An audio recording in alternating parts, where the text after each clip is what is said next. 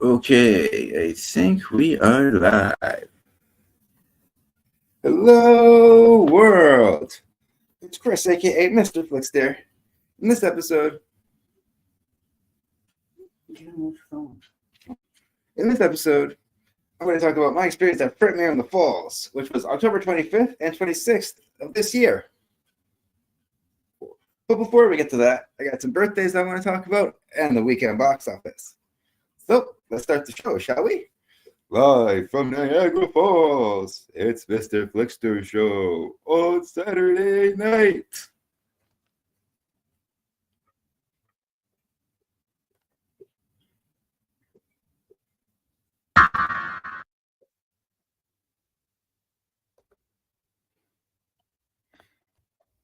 Let's start that again. Here we go. Welcome to my channel. Thank you for clicking on my video.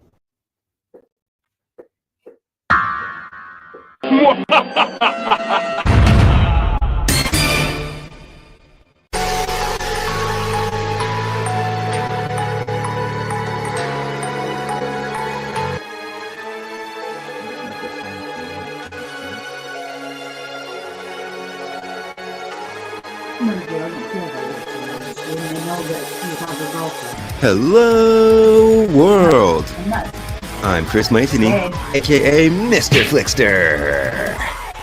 Mr. FLIXTER.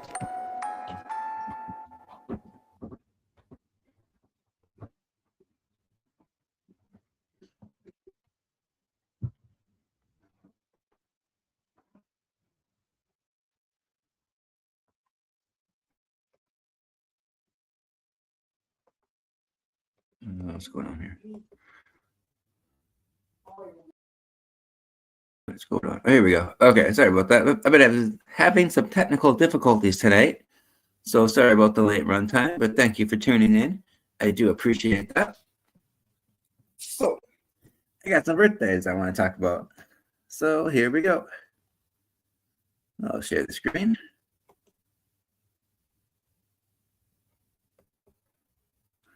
Okay, then hold on. I want to put myself in the corner. There we go. Can I move this? No. What is this? Oh, okay. Cool. Okay. I'm still learning everything as I go. So let's go to IMDb as usual. What is this? Oh, stupid ad. Okay. Go away. I'm not stupid.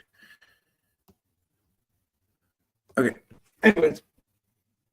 Make sure I'm sharing the screen and I'm connected. Okay, I'm paranoid about that. Cool. So, this is actually the celebration of a birthday. Because sadly, this actor is no longer with us. It's John Candy.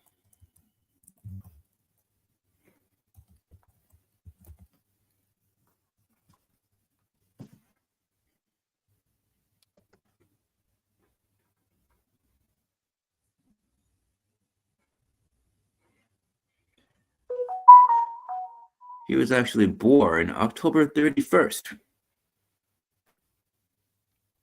1950. Here's the picture.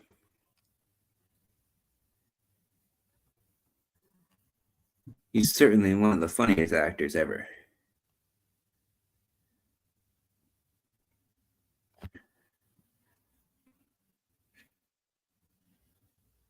So this is the happy heavenly birthday to the late, great John Candy. He's from Toronto, which is like an hour away from Niagara Falls. So let's take a look at his career, shall we?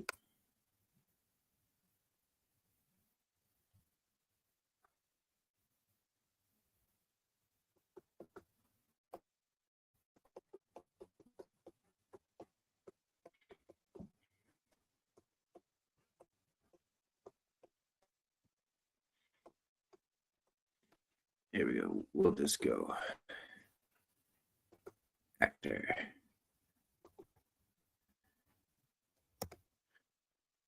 What's your favorite John Candy movie? Leave comments below and we can talk about it. Oh, wait, hold on. I think I clicked off that by mistake. Here we go. Perfect.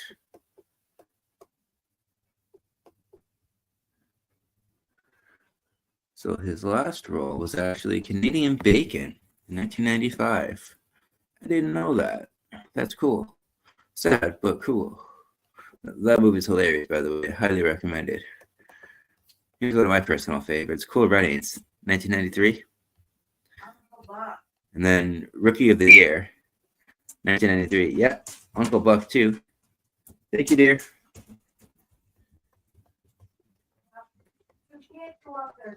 He was in JFK, that's right, 1991. Let's see, what else? Nothing But Trouble, that one's really good. 1991. Rescuers Down Under was a personal favorite, 1990. Home Alone, he's got a cameo. Oh, actually, it's not really a cameo, it's an extended role. He's in there for quite a bit. 1990. There's Uncle Buck. 1989. Who's Harry Crumb is pretty good. 1989 as well. The Great Outdoors is hilarious. 1988. Planes, Trains, and Automobiles is a classic. Great Thanksgiving movie, actually. 1987. And of course, there's Spaceballs, another personal favorite. Also 87. The 80s was just a good decade for movies. There was Little Shop of Horrors. I forgot it was in that, but awesome. 86. Really Weird Tales is good. 86 as well. Let's see, what else?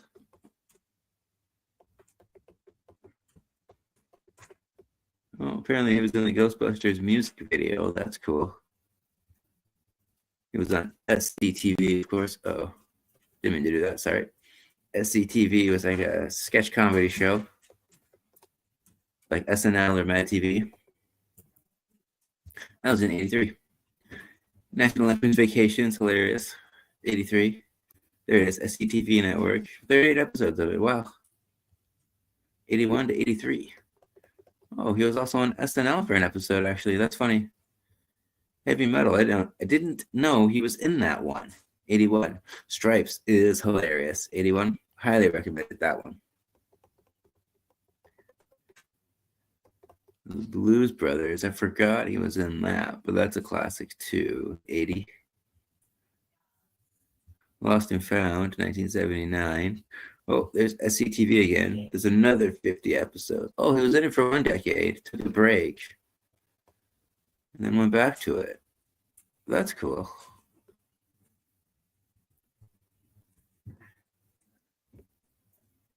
Let's see, what else is there? So some of these I'm not familiar with. Okay, so his first movie, it looks like, was Class of 44, but he was uncredited. He wasn't credited until it seemed like a good idea at the time in 1975. Awesome.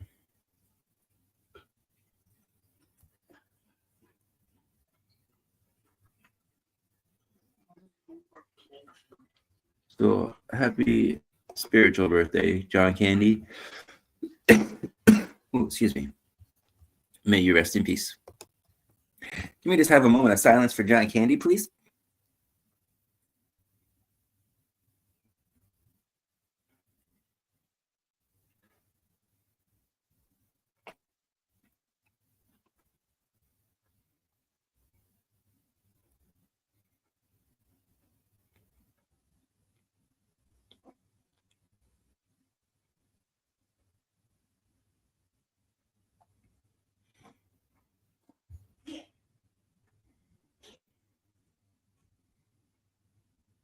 Thank you.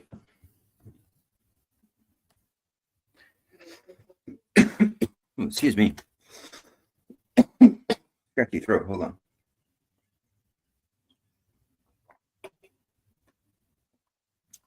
Okay.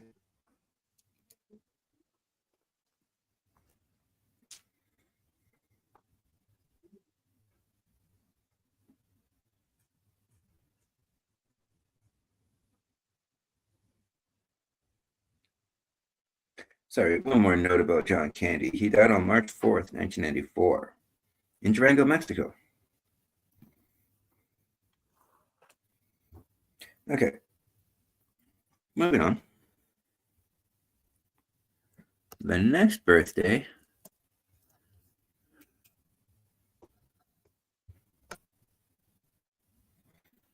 is Ralph Macchio. Sorry, Fabo. AKA the Karate Kid. I haven't seen the new one, though. I might watch it. I don't know. He looks sort of similar to what he used to look like. We'll get into that. There he is. He was born November 4th, 1961, in Huntington, New York.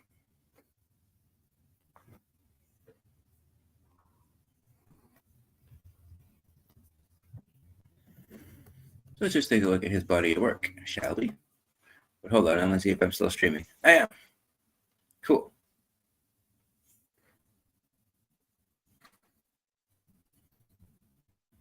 I'm paranoid now because I've been having problems with my computer tonight. That's why I was so late. Sorry about that. Thousand apologies. All right, let's see his acting. 58. That's not bad. He's working. Obviously, his last thing was the Karate Kid Legends 2025. Oh, that was this year. Oh, holy crap. I thought that was last year. Wow. Okay, cool. I didn't know he was in Cobra Kai. Oh, he's in a lot of Cobra Kai. I haven't seen that, so I wasn't sure. I can't really comment on that show. He was in Kevin Can Wait. That's a pretty funny show. Some of these I'm not sure of. Psych, the movie, 2017. He was in the Psych show for 2 episodes. How I Met Your Mother, 2013. That's a pretty funny show. I'm just going to take a second to check the comments.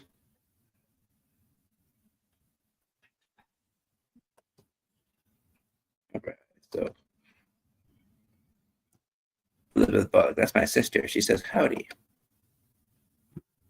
John Candy made a really weird for its time with Demi Moore. Okay.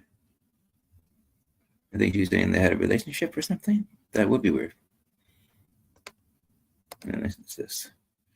He gets a traffic ticket and goes to his weird courthouse. Oh, she might be talking about a movie with Demi Moore. Okay. Oh, are they gonna know what movie she's talking about? Hi, Tux. Bye, Tux. Tux was on camera for a second. Yeah, she has to investigate. Yeah, let's see what I'm doing. Okay, let's go back. Say hi to everybody. Yep. Let's just share the screen. Make her presence known. Yep. Here we go. All right. He was on Robot Chicken in 2013 for an episode. Probably a Karate Kid. No, I'm on Ralph Macchio now. Oh, okay. Nope, all done with John Candy. Thank you again for the notes. Sabrina's the one who takes my notes for me for the birthdays. So thank you. Of course. He was in Hitchcock in 2012. That's a good movie, actually. If that's what I'm thinking. Hold on, with Alfred Hitchcock. I mean, no, obviously not. It's Anthony Hopkins as Alfred Hitchcock. Sorry. Yeah, that is the movie I'm thinking of. Okay, cool. And Helen Mirren plays his wife. Yeah, that's a really good movie. It's kind of like a biopic, but it's all about how he made Psycho.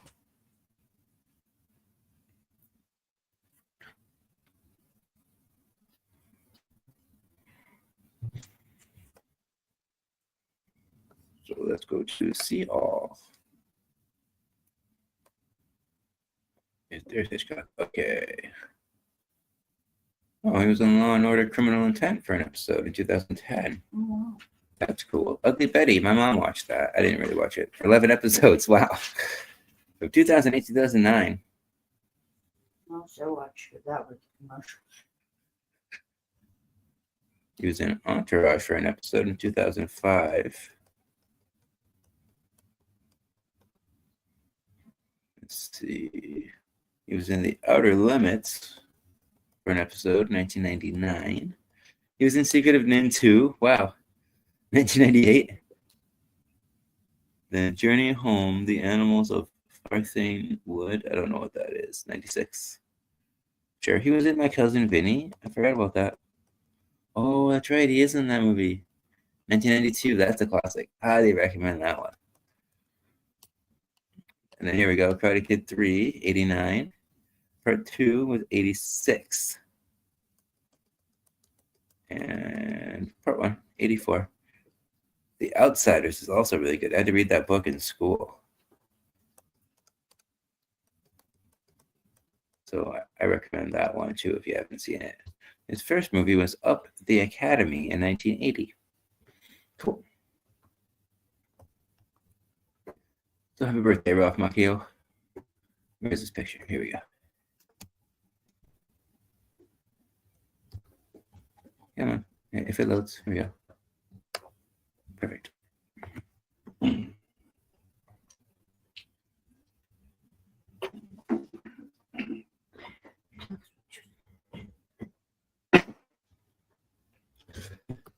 Okay, just want to make sure it's still streaming.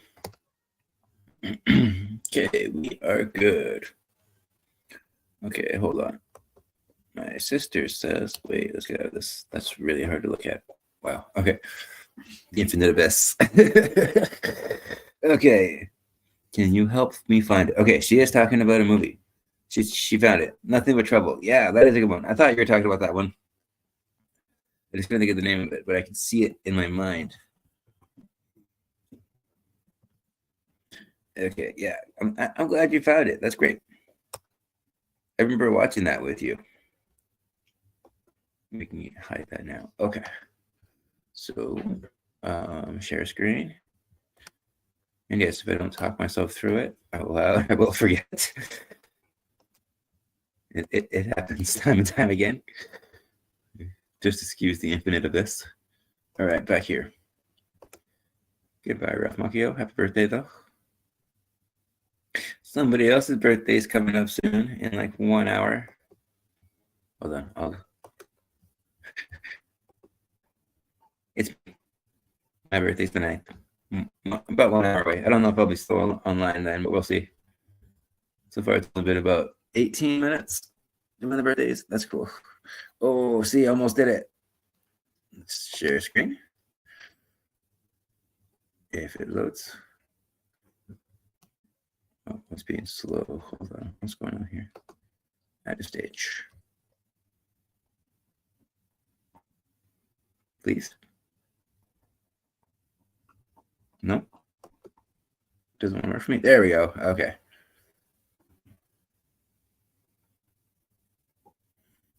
Hold up.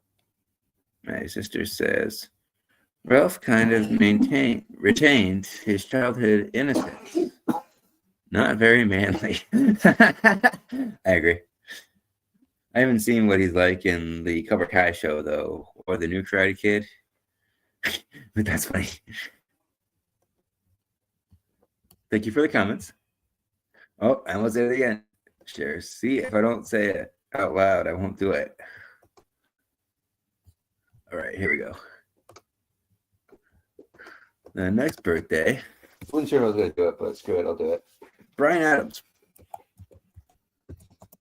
He's more of a musician, but hey, he did have a movie come out either last year or this year. We will find out.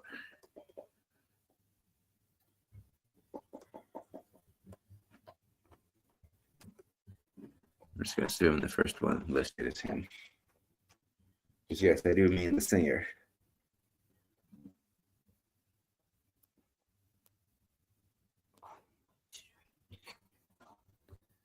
Okay, so let's see. Where is his picture? Here we go. Is this the one? Yeah, Canadian singer, songwriter. Cool.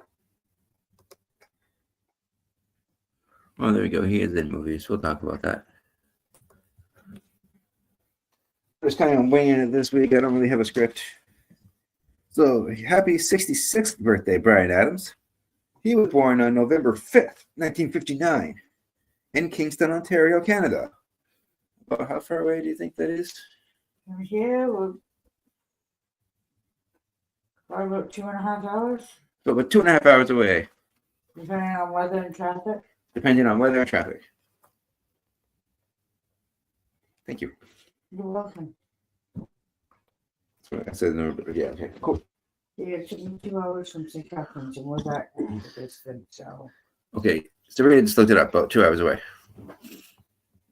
She's just off camera right over here. Hi.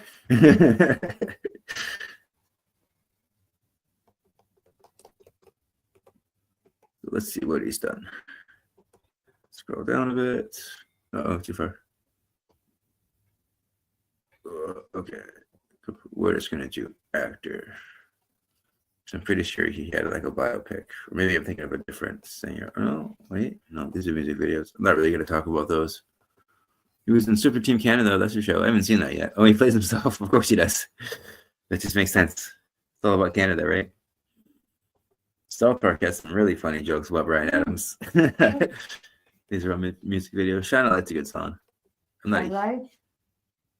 3 hours, 42 minutes from here. Oh, I have a correction. It's 3 hours, 42 minutes away. I think it was that far. Yeah. Thank you. Welcome. I'm all for correcting just to make accurate I information. stand down my mistake. Hey, that's all right. You got to be accurate, right? It's good to check and double check. I appreciate that you take the time to double check. Of course. He was in a movie called Jock the Hero of 2011. I have no idea what that is. What happened? Why is my screen black? What's going on?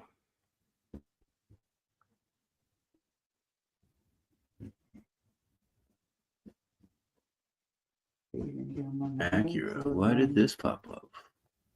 Oh, go away. Not sponsored. Okay. You can do one more and for extra back. Make sure I look that stuff up. I can just tell you what it is. Okay.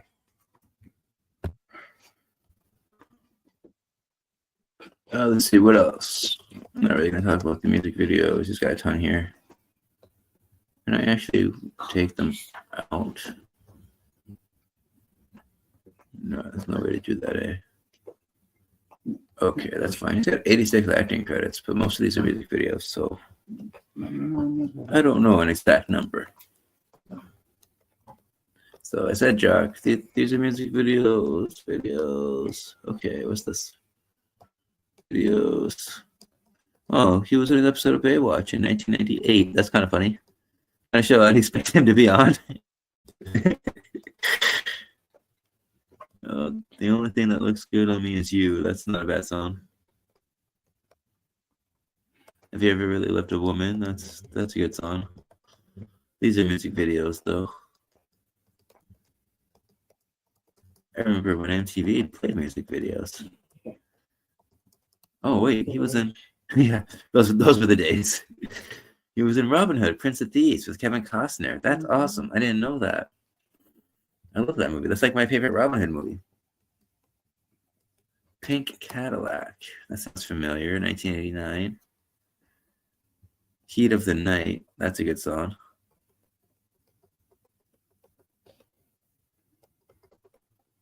Reggae Christmas. I didn't know he did that. That's funny. Cut Like a Knife. That's a good song. Okay, his first music video, if anyone cares, is Straight from the Heart, version 1.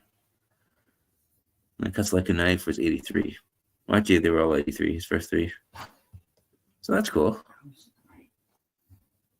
I was 9 years old. I won't say that out loud. So show my age. No, we won't show you your age, dear. Let's see. His first cameo or movie role. Oh, it was Pink Cadillac. That's it. Okay, cool. Awesome. Happy birthday, Brad. So no, I guess I didn't have that movie. Wait, hold on. I'm gonna check that one more time. Did I miss that? Go back. Hold on. I'm missing something. 17 candidates. Unhappy. No. Okay, no. I must be thinking somebody else that had that movie. Unless he's not actually in the movie, but I thought he was.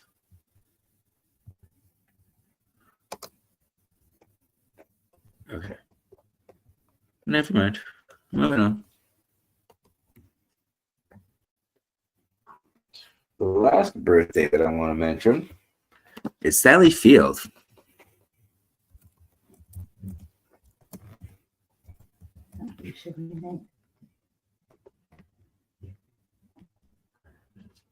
She just turned 79. Her birthday was November 6th, 1946. Here's her picture. Obviously, she was in Mrs. Doubtfire, but she's been in other stuff too. That's just one of my favorites. She was also in, she was born in Pasadena, California.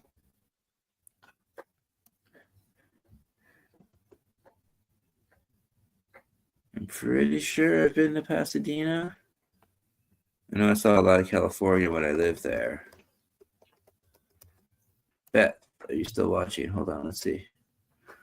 We got a viewer, yeah. Okay. Do you remember that, Beth? Please comment if you do. Did we see Pasadena?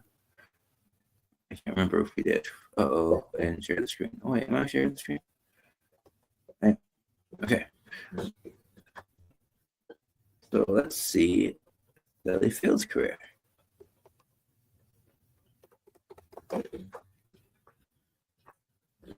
She's the director, too. I actually did not know that. Yeah, 71 acting credits. Wow. Her last movie was 80 for Brady from 2023. I actually watched that recently with Sabrina. It was pretty funny. It was better than I thought it would be. Yeah, I thought it'd be dumb. It was pretty funny. I like when we surprise you like that. You go in with low expectations, and then it's like, hey. This is bad. Yeah, this ain't that bad. Let's see, what else was she in? She was in the Maniac remake. Oh, no, it's a TV show. That's not what I was thinking. She's in Little Evil. That's a funny movie.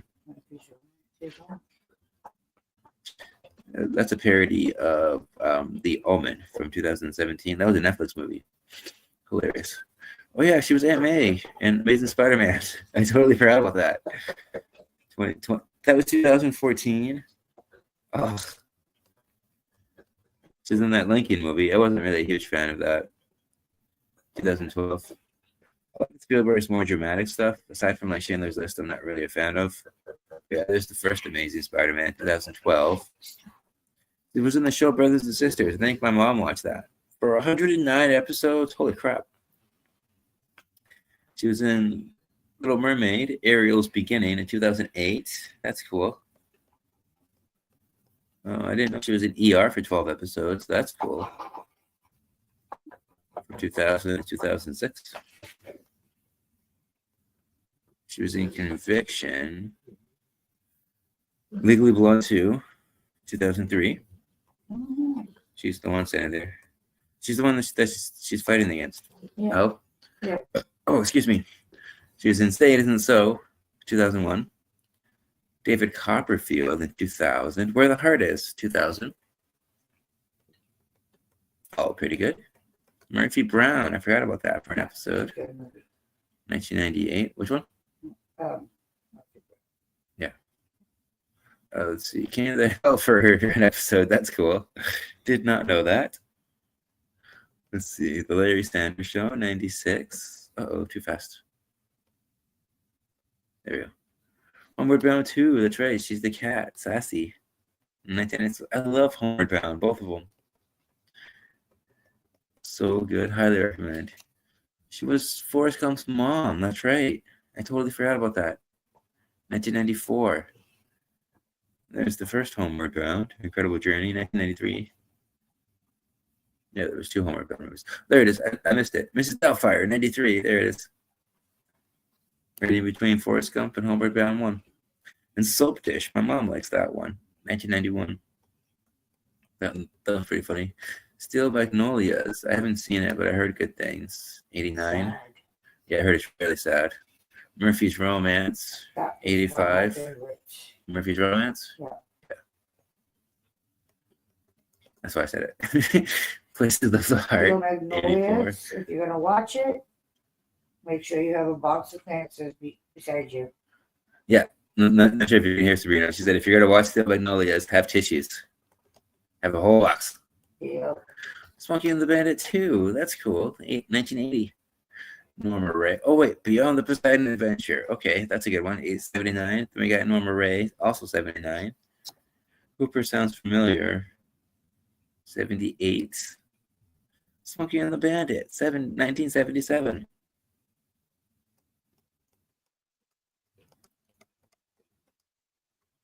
Home for the Holidays, 1972. I didn't realize that came out in 72. Wow. I thought that was like an 80s movie. Let's see, what else? The Flying Nun for 82 episodes. Wow. That was a good show. That was a good show. 1967 to 1970. I almost said that backwards. Let's see, what else? Her first movie, it looks like, was Moon Pilot in 1962, but she was uncredited there. So what else was she in? Gidget was her first TV series for 32 episodes. That was a good one too. I don't know what that is. That's where I first started watching. Oh, okay, that's cool. That's where That's Sabrina really- got introduced to her. Yeah, that's really showing going back to my age. It's okay. I was little. Oh, she was a little girl when she started watching that. Okay. That was my mom's favorite show. Oh, it's her mom's favorite show too. So The Way West was her first movie in 1967. Wow. I wish they made movies like they used to. I think that's why I like the Frankenstein movies so much, because it reminds me of how they used to make older movies. But that's just everything like they used to. Guillermo del Toro. He prefers like live sets and actual practical effects, not all CGI. Unless you have to. But yeah, I'll talk more about Frankenstein next week. I don't want to say too much. So let's Sally Field. Let's see your picture one more time. Happy birthday, Sally Field.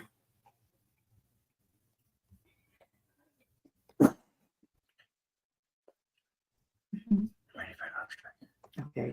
And then Memoriam. and then I just want to do a memoriam for Alex Trebek. Born July 22nd, He was born July 22nd, 1940, 1940, in Sudbury, Ontario, in Sudbury, Ontario. and sadly passed away November 8th, 2020, at the age of 80. At the age of 80, he passed away sadly on November 8th, 2020, 2020. in Los Angeles. 5 years ago in Los Angeles, California. Yeah. So here's his picture. I'll go through his body of work too, because he made a bunch of cameos and other stuff, but mainly he's known as the host of Jeopardy, of course. And love Jeopardy. He made it fun. He would spend hours going over every aspect, fact checking every single question. Yeah. He was always good for that. Reading the paper, going in early. Yeah, for sure. He got 56 acting credits. That's more than I thought he would have. I just want to see if I'm still streaming. Okay, cool. I don't know, I can't watch my phone's about to die. Oh, okay. Well, that's cool. I got 2 people, and one of them's not you. That's awesome. Let's see. I don't need to watch them right here. Yeah. You can see the live show live, even more live. I'm sitting in the live show, sort of, kind of. What's more live than live? Okay, after 56, here we go. Oh yeah, he was in Free Guy, the Ryan Reynolds movie from 2021. He was in Phil in the 2019, Tom Clancy's Jack Ryan. He made a lot more cameos than I realized. Orange is the New Black. Wow, this is fun. What else was he in? Hot in Cleveland was a funny show, 2014. Pardon? Orange is the New Black. Yeah. Was my daughter's favorite show. Oh, cool. She loved it. How I Met Your Mother for 2 episodes. Everyone's on How I Met Your Mother. The Simpsons. Yeah, he was on a lot. Yeah. Oh, 2 episodes, but still. I remember The Simpsons. There's Jeopardy. Oh, that's a video game. Of course he was on the games. Of course. Has to be. The Bucket List, 2007. Family Guy, 2006. Married to the Kellys. I remember that show. 2004. He was on Arthur for 2 episodes. That's awesome. Ladies Man. Finding Forrester. That's a good movie. It's about chess. He was in Charlie's Angels. I forgot about that. The Drew Barrymore movie and Cameron Diaz and Lucy Liu. Took me a second there. Testing myself. He was in Mad About You for an episode. That's cool. 1999. And Baywatch, of all things. That's 2 people. That's wow. Oh, okay. Yeah. He was also in The Weird Al Show for 1 episode. That's cool. I think they only ran for 1 season. He was in Seinfeld. Yeah, that's right. 1996. He was in The Magic School Bus. 1996. Yeah, 1 episode. According to IMDb, he was in Spy Hard. That's funny. My child used to love that show. That's like a spoof movie of the Die Hard movies. And they got other spy movies too, obviously.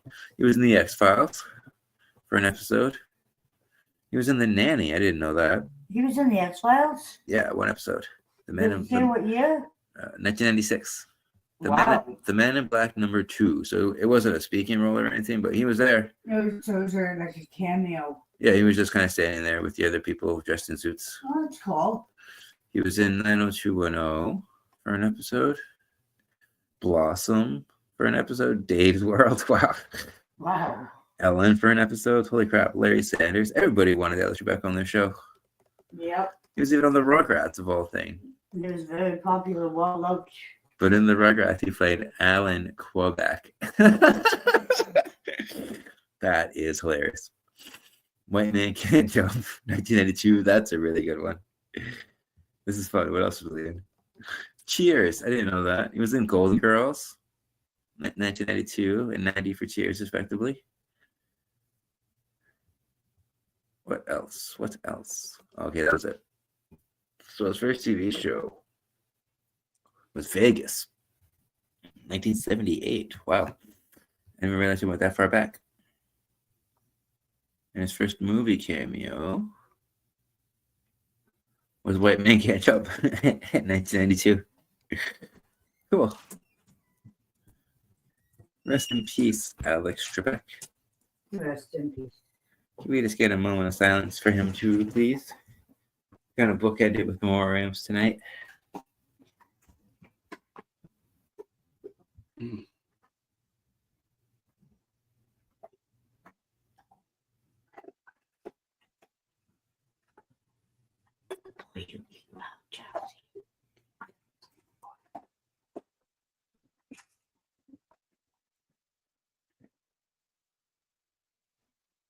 Thank you. So this wraps up the birthdays and the memoriams. Let's go back to me.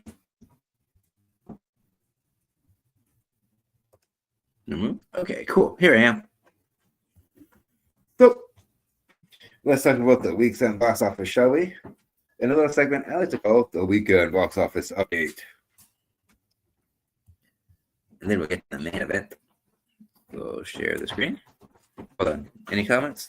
No comments. Okay, cool. Okay. Uh-oh, I did it again. Share screen. There we go. I need to cut myself this time. I'm getting better at that. Mm-hmm. Oh, no, we did that. All right, weekend box office update. Last weekend was Halloween, the 31st to the 2nd, November 2nd. Last week I did my Halloween episode. It was all about Rocky Horror Picture Show. I call it the 50th Anniversary Hextravaganza. So it's on my channel if you want to watch it.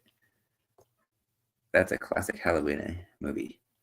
But anyways, here's the weekend box office for last week. Looks like Black Phone came out on top on Halloween. That's cool. It was at number 3 last week. So yeah, everyone wanted to see a horror movie. Well, yeah, it was Halloween. It was the time for it. Yeah, of course. It made $8.3 million. And it's made, it's actually dropped not bad, 35.5%. That's not too bad. It's still in over 3,000 theaters, so it's going to do well. I hope it does well. I can't wait to see that one. It made $61.7 million. That, of course, is a Blumhouse picture. Blumhouse had a lot of movies come out this year. Most of them were terrible. Sabrina laughed. Nice. He feels love. Well, there was Drop, which was really bad and stupid, and then there was Woman in the Yard, which is boring and gives mixed messages about suicide. And then there was what was the other one? The Wolfman, one of the worst horror movies of this year. But maybe I'm biased because I'm such a big fan of the Wolfman, the original. Maybe that's why it was so disappointing too, because I'm so attached to the first one. But anyways, number 2 was Regretting You. I'm not sure what that is. It made $7.8 million. It dropped a fair amount though. It dropped 42.9%. But it's made $27.2 million so far. It's been out for 2 weeks. Number 3 is Chainsaw Man. This is the first week for that. That's an anime. It's got $6.2 million. Ooh. Wait, how can it drop 65% if it was the first week? Oh, no, wait. I read that wrong. It's been out for 2 weeks. I keep doing that. I switch these numbers around. Last week, it was at number 1. So, yeah, it dropped 2 spots. Now it all makes sense. Cool. Sorry about that. My own confusion. Okay, number 4. K-pop Demon Hunters is still in theaters. It made $5.3 million. My nephew loves that one. I think it's pretty cool. That's a Netflix movie. They got a limited release. I didn't see it in theaters, though. $24.3 million. It's been out for 11 weeks in theaters. Wow. You think that would be higher, but like I said, limited run. Netflix tends to do that just so they can qualify for awards, which kind of pisses me off because I really want to see Frankenstein in theaters. And number 5 is Begonia. I thought that would do a lot better. But it was at 13 last week. So, it did go up a lot. It went up 608.4%. Holy crap. It's made $5 million so far. And it's made, that weekend. It's made $6 million so far. Oh, wow. So, yeah, there was a big jump. That's why. Because it increases theaters by 2,020. Wow. Okay. My research for now is done, right? With all due respect, I'm going to call it a night. Okay. So I will see you in the morning. Have a good night. Thank you. Same to you. Can be one up to 12:30. Okay, number 6 is Back to the Future. It got re-released for its 40th anniversary. I love you too. It actually, I actually did a video about the Back to the Future movies. So it's on my channel if you're interested. I reviewed the first one for the anniversary, and then I ranked the franchise because there's 3 of them. It's made $4.9 million so far. Well, let's see, that's the first weekend. So yeah, cool, good for them. Number 7 is Springsteen, Deliver Me From Nowhere. It was at number 4 last week. It dropped 57.6%. Wow, damn. It made $3.7 million so far. Well, this weekend. I keep saying that, sorry. So far, in total, it's made 16.2. It's been out for 2 weeks. Oh, that's a Disney movie. I didn't know that. And number 8 is Tron Ares. It was at number 5 last week, so it dropped 3 spots. It made $3 million. They're still doing pretty decent, though, but it still hasn't cracked 100 million. Still got 68 total, and it's been out for 4 weeks. So, really, a movie like that should have cracked 100 million by now. I don't think this movie's going to make its money back, but I don't really know what its budget was. So, hey, there's that. Moving on. Number 9 is Stitchhead. $2 million. I'm not really sure what that is. Number 10 is Good Fortune. That's the comedy. Oh, I forget who's in that. But I think it's Seth Rogen, but don't quote me on that. If I click it, will it just go to it? Or is it going to take me to like more numbers? Oh, no, there it is. Let's see what this is. Was I right about that? Did I screw that up? Oh, you're not going to tell me who's in it? What does that look at the poster? Oh, you're not going to let me look at the poster? Okay. Cool. Yeah, you're telling me numbers. Okay. Oh, that's so tiny. Yeah, Seth Rogen's in there. Oh, Keanu Reeves too, and Aziz Ansari, Sandra. Oh, I can't tell who this is, but yeah, okay, cool. Comedy looks good. And then some honorable mentions. Number 11 is One Battle After Another. That's the Leonardo DiCaprio picture. It's made $1.1 million. It's made $67.8 million so far, which is kind of weird. I thought that would make more money. Again, after 6 weeks, a movie like that should have cracked over 100 million so far. Number 12 is The Roof Man. I think that's Channing Tatum's new movie. That made $1 million. It dropped 50%. Ooh, Good Fortune dropped 53%. Wow. Okay. That's been out for 4 weeks and it's made $21 million. Again, that was The Roof Man. Number 13 is Bahubali. Sorry if I butchered that. I think that's an Indian picture. It made $825,000 so far. So not bad for a foreign film.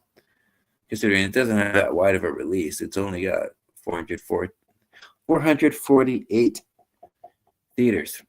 So that's actually really good considering the limited run, which I consider less than 1,000 theaters of a limited run.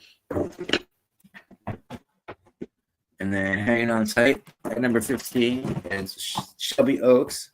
Shout out to Shelby Oaks, man. I mean, this is from YouTuber Chris Stuckman, and he raised the money himself and made a movie because he wanted to.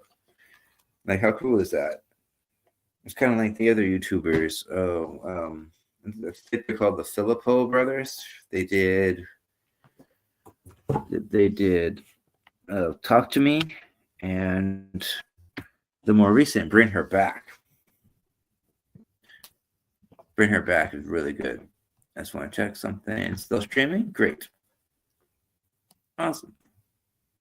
Let's go back to the box office. All right. So yeah, it's made $770,000. It's in over 1,000 theaters too, so it does have a wide release, and it's made almost $4 million. So I'm happy for the guy. He's doing pretty well. I'm sure he's pretty happy.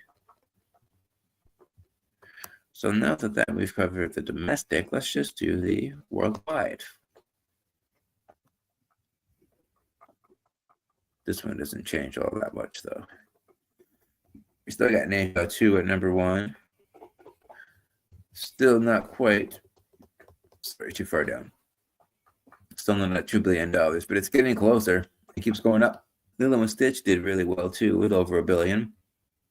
Minecraft, disappointing, almost there. I kept calling it, but I was wrong. World Rebirth is actually number 4 so far, which is very impressive. I also did a review of both. Well, I ranked all the animated Lilo and Stitch movies, so you can watch that if you're interested. And then I reviewed the Minecraft movie. I talked about some of my favorite video game adaptations. And I talked about some of the worst ones, too. And then, of course, I did my Jurassic Park video, and I reviewed Jurassic World Rebirth. So that's all there if you're interested.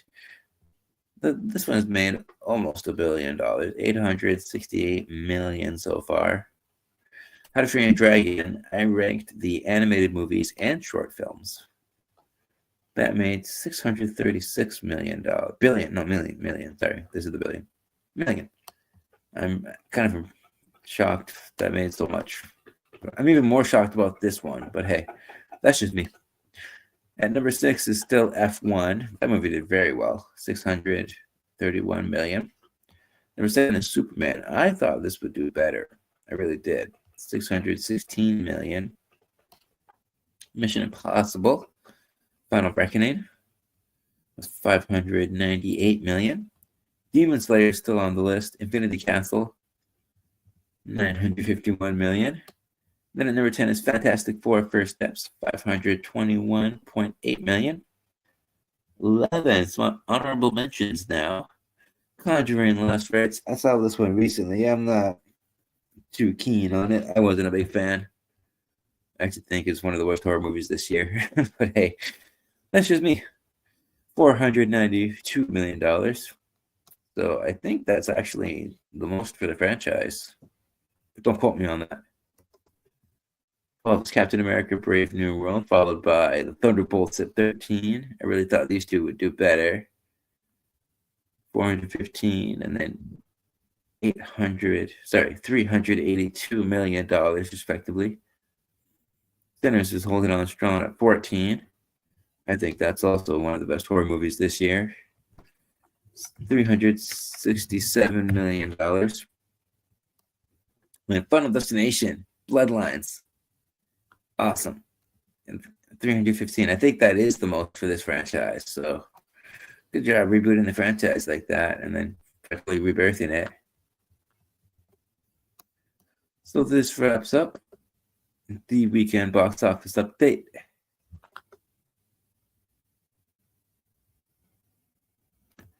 Oh, let's see. Any new comments? No new comments. Okay, cool. Oh. I just need to get some water and we can start the main event.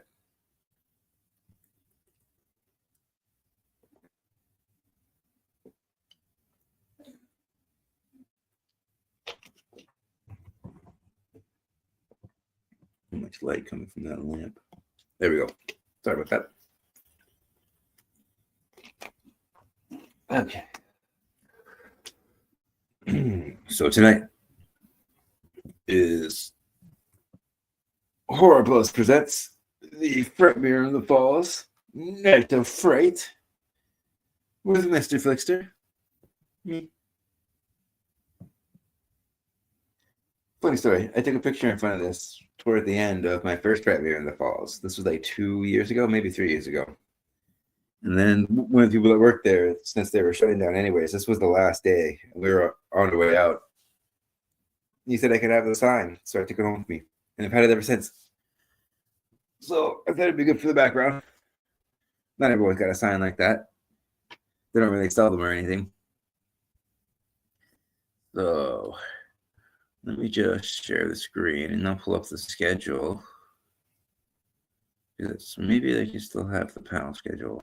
Maybe I can just find it on my phone, but no, I'll try this first. Sharing screen. Let's get a new tab. Let's just go to the website. Frightmare in the Falls, if you're not familiar, is Canada's largest horror convention.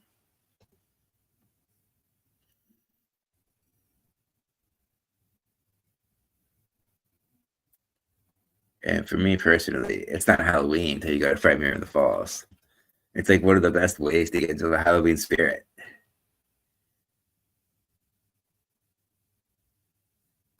While this is loading, I'll just make sure. Yeah, it's still streaming. Good, good. Go here. Oh, if it loads.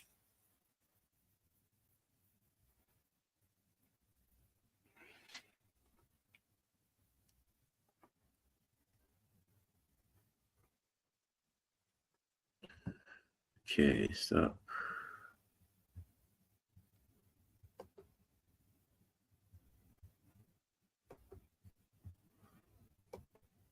Oh, I meant to do that.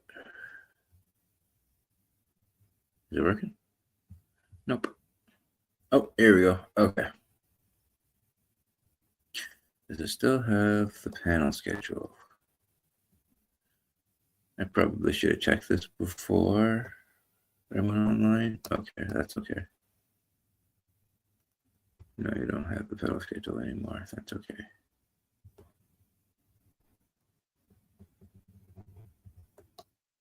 What if I clicked on guess?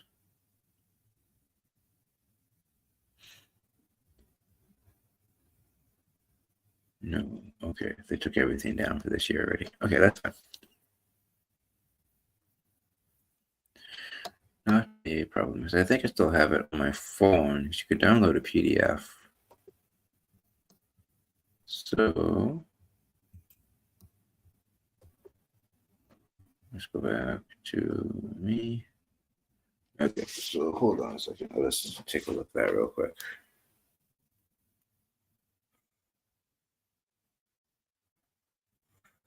Search for some PDFs.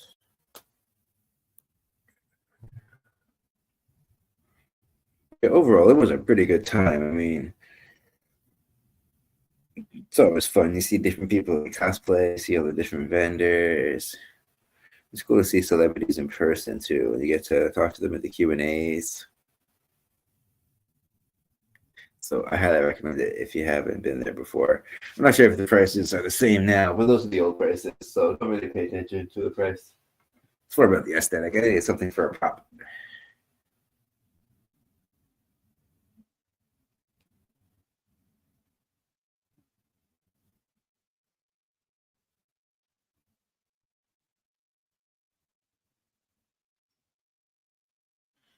No, I don't have it on here.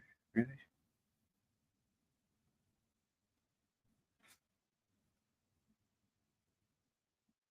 No, that's okay. All right, screw it. Like I said, there's no script, so I'm just going to kind of wing it. Oh, we have a comment. Sabrina says, Frightmare in the Falls is definitely a sight to be seen. Yeah, you really have to see it to believe it. Okay, so let's share the screen again. So I'll just go through the different pictures and stuff that I have and share a little bit about my experience. I can put this back. Right, okay. Oh, wait. Too many clicks. Okay, cool. So sharing screen. Let's go here. Let me know if this is working, because I never tried doing this outside of, because I'm not online. Well, I guess I would still be online. I'll come back. Did that work?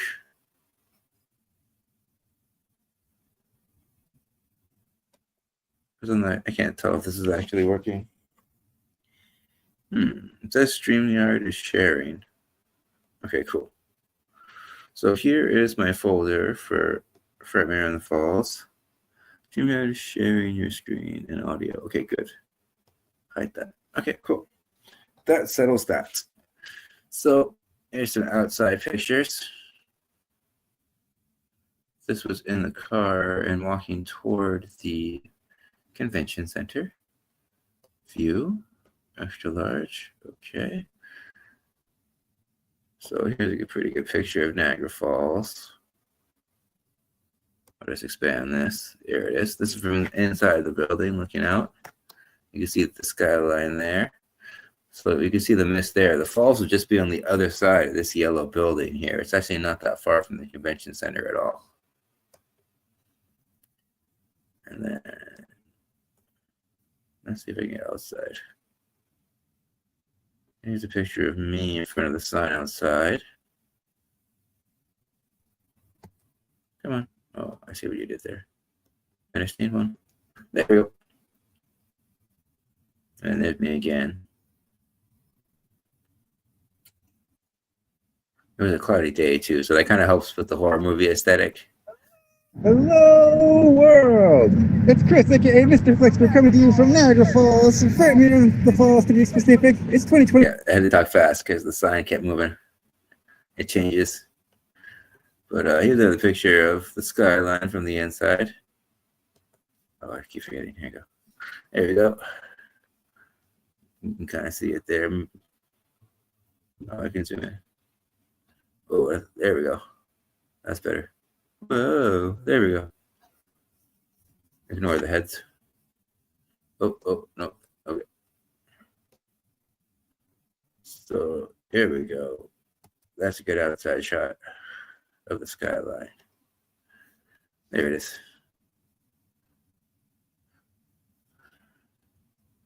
I was driving toward the convention center. The convention center is over here on this side. And then, oh, that's not a very good picture. Okay. Let's see what else. I know I got one of the people. Oh, there it is. There's a little video here of the people. Just lineup. Look at that lineup.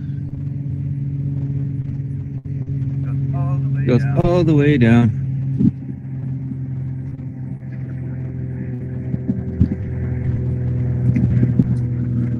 This is me walking toward the convention center. So there's the building, the convention center there. And it goes all the way down the road. There, the edge. All the way down to the edge of the building. That's for general admission. Yeah, that's for general admission. Not sure if you can hear the audio. I might have to turn that up, but that's okay. I'm not going to play a lot of video clips. I'm not even sure if it's working. Let's just see. Am I still going? Yeah, still live. Okay, cool. This is my Fright night. So, okay, enough of outside. Oh, wait, no, that's not a good picture. Okay, let's go inside. Start with the vendors. So they got a ton of different like artwork and jewelry and clothing. Here's some art. This is from Silent Hill. These two, Pennywise, Ghostface, and that looks like Michael Myers there. We got some more horror villains. Leatherface, Jason, Sam. I think that's the Joker. Captain Spaulding, Freddy. Comic books too. We got a Xenomorph here. That's awesome. So here's a little video of just walking around. We got these displays where you can take pictures too. So hopefully this isn't too glitchy. Hopefully this works.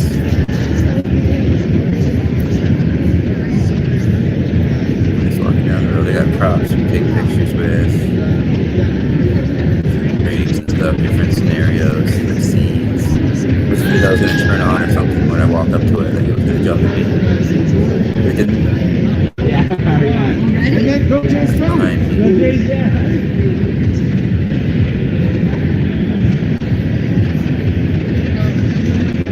Those stuffed characters, those are cute. Little good face here. It is all inside.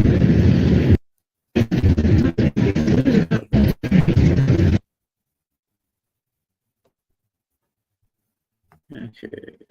And then when you first come into the doors, you're actually coming to this section. So the vendors are started here. So the media entrance for Frightmare of the Falls is right over there.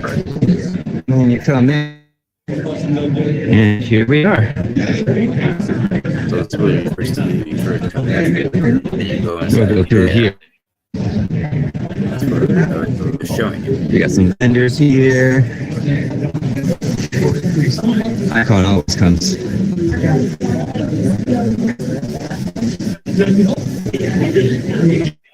Oh, what do we have here? I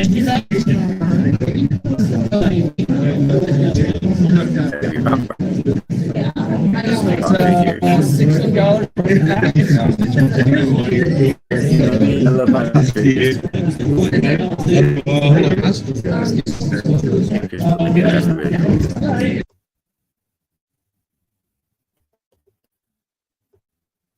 And they had different animatronics too, some of them. That's pretty cool. It's not printed. It's an animatronic here, clown, that evil clown, and then sweet again. It's cool, man. Have that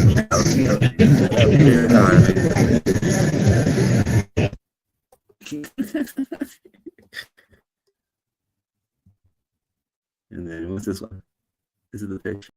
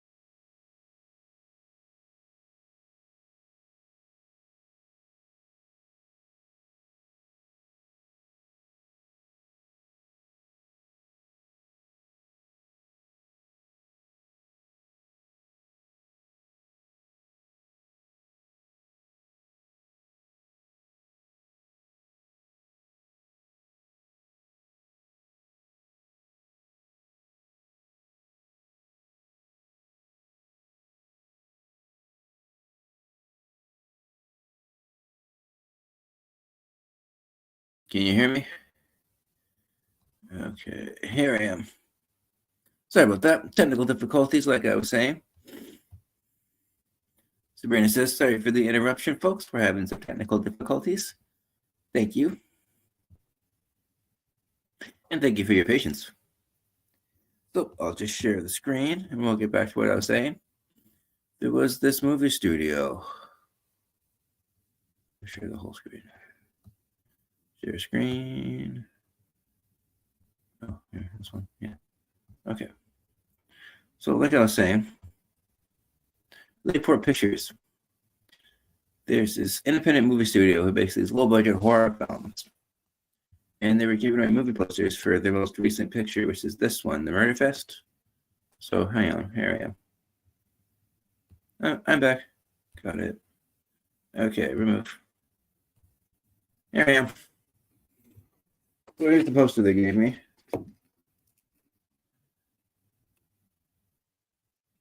It's on Super right now, so you can watch it.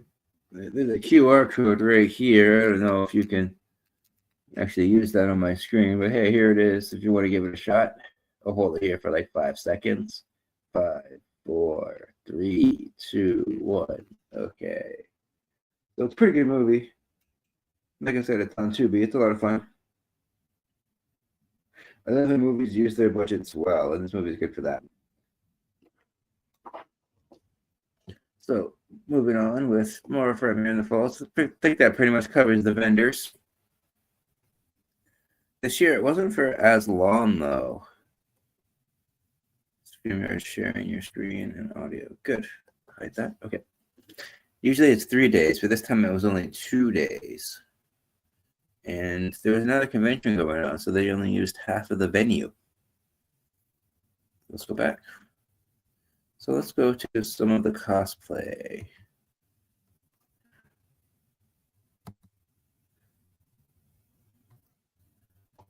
We got dinosaurs and Chucky. Never thought you'd see a T-Rex versus Chucky, did you? Only on Mr. FLIXTER show. We got the Crow. We got Five Nights at Freddy's, Predator, Final Destination costume. Scooby-Doo. We got Freddy with Jason's head. We got Saw. Pyramid Head from Silent Hill. I was trying to get a picture of his sword. We got Krampus. His Pyramid Head sword. There it is, Pyramid Head sword. I love how much thought and detail they put in the costumes when they make it themselves. You can kind of see that helmet there too. Hold on, I'll go back.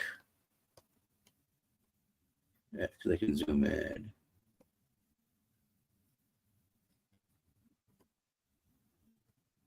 You see all the detail. Krampus was right next to him. That's funny. And the mask. Some of them take like a year making their costumes. Pretty amazing stuff. Oh, way too far. Whoa, whoa. Okay. Too sensitive. Okay, cool. Let's see what these other ones are. Oh. Spoilers. Okay. This one was pretty cool. Billy the Doll. I like the subtlety. Instead of wearing a mask, they just put on the makeup with the bow and the suit. I could tell what it was right away. This is the cutest costume ever.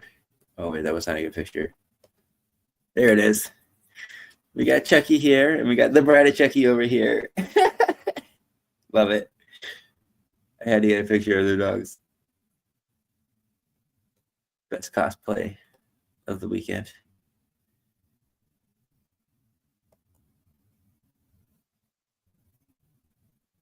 Couldn't get both of them. There we go. More cosplay here. This was a really nice costume. She worked there. That's what exhibitor means. Oh, what'd you find? Okay. Yeah, the makeup is really detailed. Great costume. Oh. Then you got the dress all the way down. Cool. I had a few pictures there. She kept posing. Okay. So that pretty much covers the cosplay pictures I took. Thought I had more, but that's all right. I got lots of pictures here. So let's do panels. There's a bunch of different panels here, as you can see. Oh, wait, I took a picture of one. All right, we got a panel schedule. Haha, how about that? I'm more prepared for this than I thought. So upstairs in room 202, at 12 p.m., they had The Crow with By Lane. So let's do that one first. I'm going to keep referring to this picture. Okay, let's go back. And then this one too. Okay. So you go all the way down the hallway, you go up this escalator. You go up this escalator, and now the panels are over here. And all the panels are over here. Just gotta skip ahead a bit. It's a long hallway.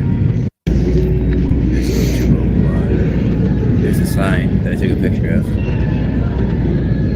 Pretty sure I have the other sign on here too. It's a long hallway.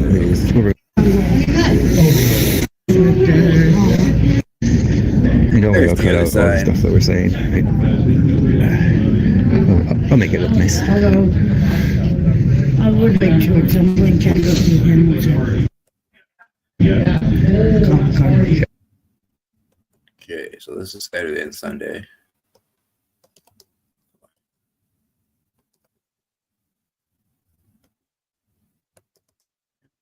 Oh,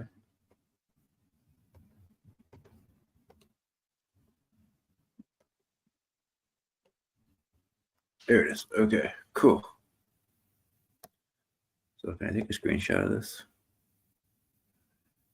Is it gonna let me from here? No. Okay, that's fine. But yeah, cool. Here is the schedule for the other room.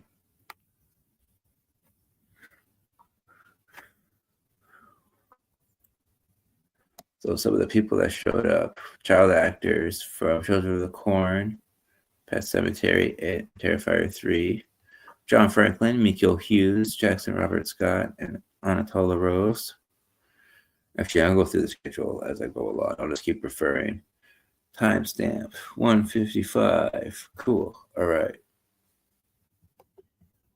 I'm just going to actually keep that one there because I can pull up multiples, I think. Can I pull this one up? It's going to let me. Oh, it's going to let me. Okay.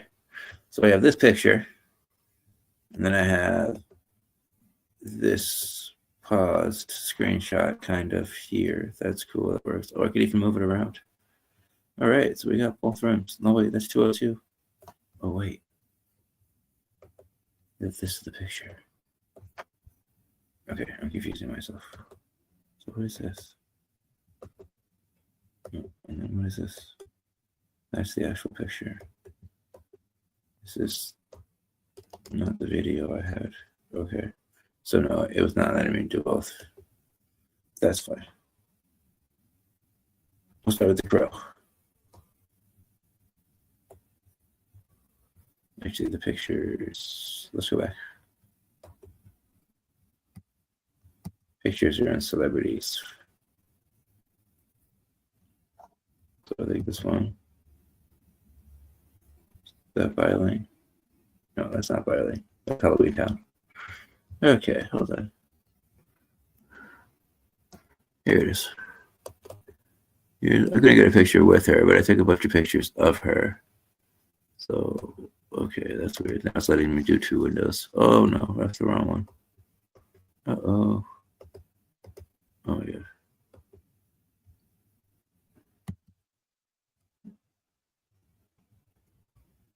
Here, get rid of this one. There she is, Bailey. She was in The Crow. She's so nice in person. She had a lot of fun stories too. I love her shirt. You can kind of see it there. It's a crow. So, don't look at that yet. Let's just go over here. I'll just do like little portions of the panels.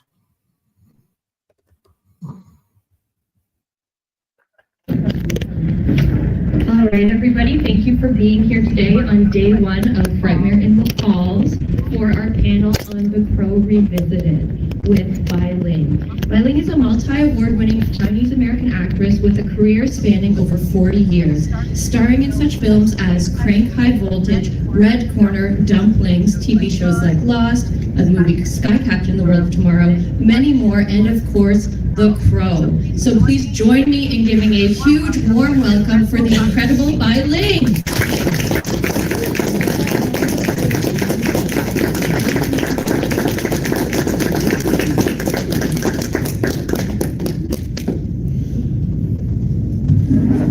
Hi, welcome. Thank you for joining us. Well, thank you so much. I'm so It's 42 minutes, so I'm gonna play the whole thing, yeah. obviously. I'm so Just the first excited few because so minutes, early in the first panel, I said, people don't know you can make announcement. Because I'm so grateful for all of you here. It's my first convention in Canada. Actually, I shot a movie, My Baby's Daddy, in Toronto. I remember it's hear that, actually. so cold. One day I said, oh my God, so cold. A long time ago, I went to Quebec. So let me know in the comments below if you can hear that. If not, that's fine. They speak I'll just, French here. keep So going. I love Canada. So beautiful, the leaves turning yesterday. I'm sorry, I'm talking. Yesterday, I took the boat. I got soaking wet, my shoe, my jacket, but I cannot see anything. You know, like everybody, how I'm still there looking at just the fact of nature, how powerful.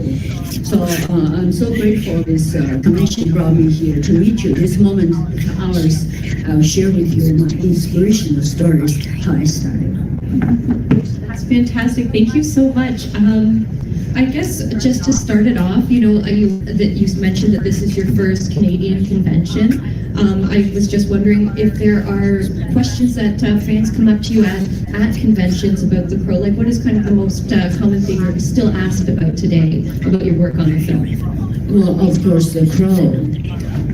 Today I have a couple of fans that said, if you're here, come to me, say it's their favorite movie, and they watch one of the fans says like 30 sometimes a year. How many years you've been watching it? It was like, and he said every time he watch it, he cries, and just goosebumps. And every time I come to convention, of course, ask about Brandon Lee, I always sense his energy when I close my eyes, and he's there watching, but he's proud. And then, because of my first ever English movie, I did not speak English, so it's really, really hard. But what I learned about this experience, because I sense him, I feel him, I learned that there's no death. I think we're all spiritual beings and borrow this house as a human body to live. So the house gave order, our spiritual departure to something else. It's your choice.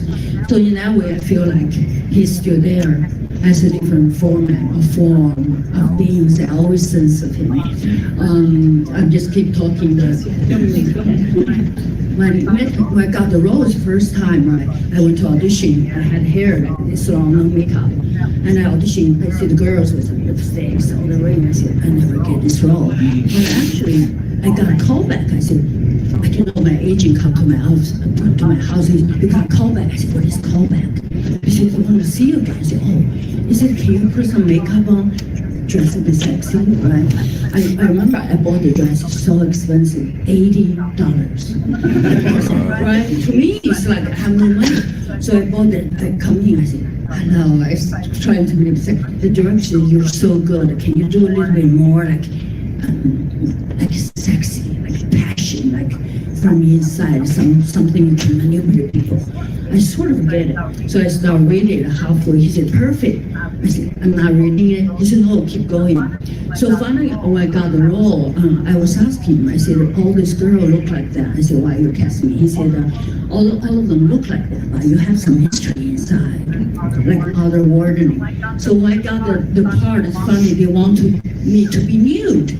I said, it took me 3 months to read the script and look at dictionary. I still couldn't understand. I said, no, I'm from communist country, no you. And then I see the director from Australia, Alex Prias, want to talk to you about nudity. I was looking at my dictionary, learned one word. So finally I was on the phone, I was so nervous. I really couldn't understand him. I said, he said, Eileen, I work with a lot of models, they don't care. Models, they just nude everywhere. He said, you have problems with nudity? I said, yes. I said, but one thing, as long as you cover I learned the English, as long as you cover my nipples. That means above, right? Then they're so smart, they introduced me, which I'm so glad that I did it. The shower scene. He said, but in shower scene, you cannot dress up, right? And shot me back. So beautiful how they introduced my character. I remember my agent was a gay. I was in the office. He said, they want to show your cleavage. I said, what is a cleavage? He was doing this, but he had no boobs. I said, what is that, muscle? I said, what is a cleavage? The whole office was laughing. I said, I don't understand, what is that? Right? It's like, that's how I learned. And then I was with Brandon Lee. They put us in the same room. I don't know anybody who was sitting there. He teach you to play video games. After actually 2 days, he said, Eileen, I heard you're Chinese. I said, I'm from China, my English is poor. That's all I can say. He said, I'm Chinese. I said, no, you're a handsome white boy. I said, I'm really Chinese. I said, who's Chinese? He said, my father Chinese. I said, what your father do? He said, my father's a big movie star. I said, I'm from China. What's his name? He said, Bruce Lee. I said, I never heard of him. Never heard of him. Probably he's one of the person in the world. Never heard of my father. I said, I don't know. So he's disappointed. I feel bad. We're shooting in North Carolina. I called my friend in New York, right, in Chinese. I said, there's a guy, he's a movie star, his father's Bruce Lee, who's that? I said, Eileen, Li Xiaolong, which is Chinese name. I don't speak English. I don't know what's Bruce Lee, right? In Chinese is a little dragon. Next day, I went there. I said, I know your father, Li Xiaolong. He said, no wonder. Yeah, he was so proud. And I feel like because I was kind of like naive, it's not stupid, but I was like Michael Wonka. I said, oh, I'm from China. My English book. I said, got it fucking wrong, girl. I said, pardon me? But I just didn't understand. And finally, when they get makeup, everything off, right? Everything I get on, I was like, hello. Everybody was shocked. I didn't know what it is. It's like American Hollywood discover the other world, the mystery. I'm kind of connect to my goddess or something. I've just become so confident. When I first watched it, I didn't know in the Chinese theater after the pandemic, they had a screening. All fans sold out, and I was the only one doing Q&A. For the first time I was watching, I said, wow, she's so good. I feel like this character very... Let's have that. There's other stuff to see. So I make sure I'm still streaming. All right, cool. Oh, look at that. It's after midnight. Hold on. It's after midnight, so it's my birthday officially.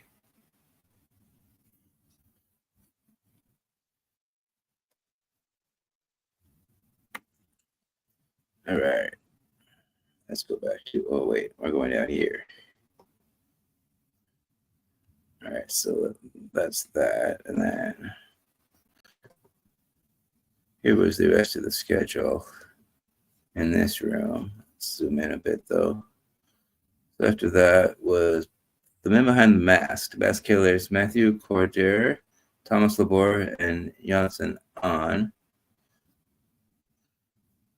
And then at 2, there was The Dream Master, Q&A, Nightmare on Elm Street 4 with Brooke Thies. Sorry if I butchered that. At 3, it was The Hilarious House of Frankenstein, Mitch Markowitz. And then I didn't see that one, the Special Effects Butcher Shop. But I did see the 45 Years of Camp Crystal Lake. Q&A, Friday the 13th Legend, Sean Cunningham, Ellen Lutter, Jody Aronson, and Douglas Tate. So we'll just go through a few of them.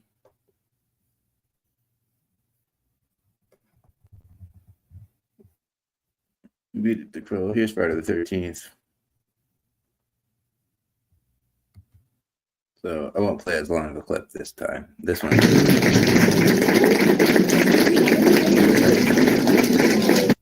One's just people sitting down. Okay, sorry, wrong clip.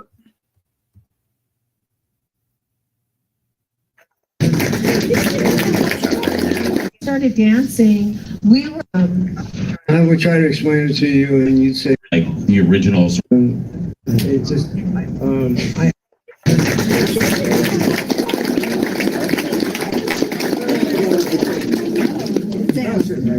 I'll move down. There we go. Maybe you sitting down. And I'd like to introduce our moderator. Just 1 second. What's your name again? Aaron. Aaron. This is Aaron. I never met him before, but I hear he's excellent. I try my best. Take the Okay. mic. Okay, here's a movie. Right? Is that correct? And then we have the lovely, how is she still so beautiful, Judy Aronson from The Final Chapter. That's everyone's favorite sequel, right? Most people's. And then we have Ellen Lutter. She scared the crap out of me when I was a kid the first time I saw it. Friday the 13th, Part 2. She's feet. I've never had a foot model before on any of these panels, but she is here. So give it up for everybody. You were a real, Judy says that she was a real foot model. Really was, yes. What about a hand model? Were you ever a hand model? I have horrible hands, but apparently I've got good size 6 feet. So. Oh, that's great. Can you hear me? Maybe just a little closer. Sean. Video game is. So, Sean, like, what's going on with Friday the 13th? Like, there's this legal thing, and like, there's a show, and there's a movie, and there's a game, and I think I figured it out. Okay. So, Sean, I think the latest news is a sequel to the game, correct? It's not a sequel, but yes, there's a video game, and it's been in the works for a while. That's great. And, can you hear me? Maybe just a little closer, Sean. Okay. Yes, video games, as it turns out, just take a hellishly long time to make. You get a great idea, everybody says, "Oh, it sounds great," and you turn around and it's 3 years later. It just, I don't know. The Friday the 13th game, we had hoped it was going to be ready for this Thanksgiving, but it's not going to happen. I think something will hit the streets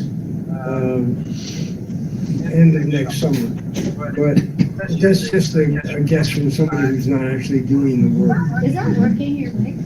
I don't know. That's why I asked. I don't think they're working. All right. And when all of the stuff hit the fan, everything came to a halt, and the people who were building the game and so on, everybody just retired to their own next thing.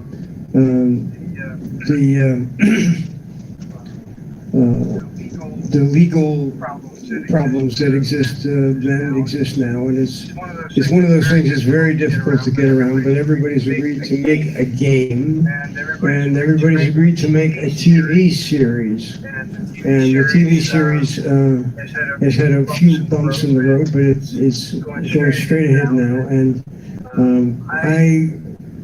I think it's possible that they may drop a few episodes before the end of the year, but they may.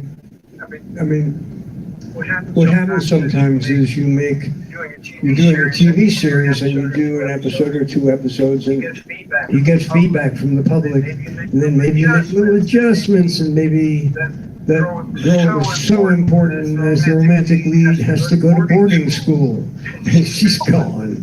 So all those kinds of adjustments happen. The alternate way is through something like Netflix, where if you have an 8-part season and it goes onto Netflix, you get all 8 parts.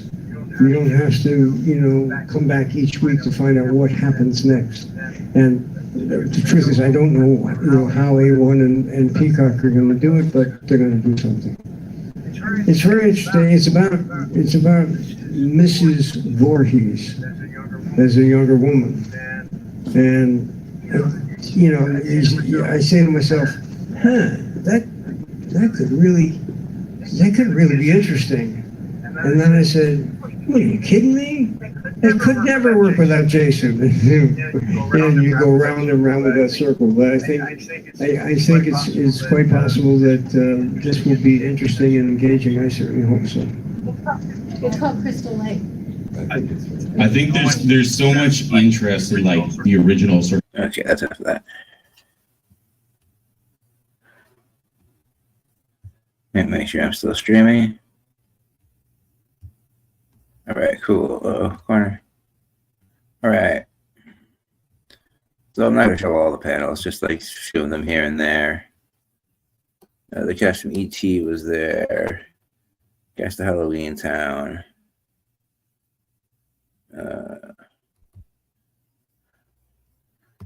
Here's Brooke Thies. Or Thies.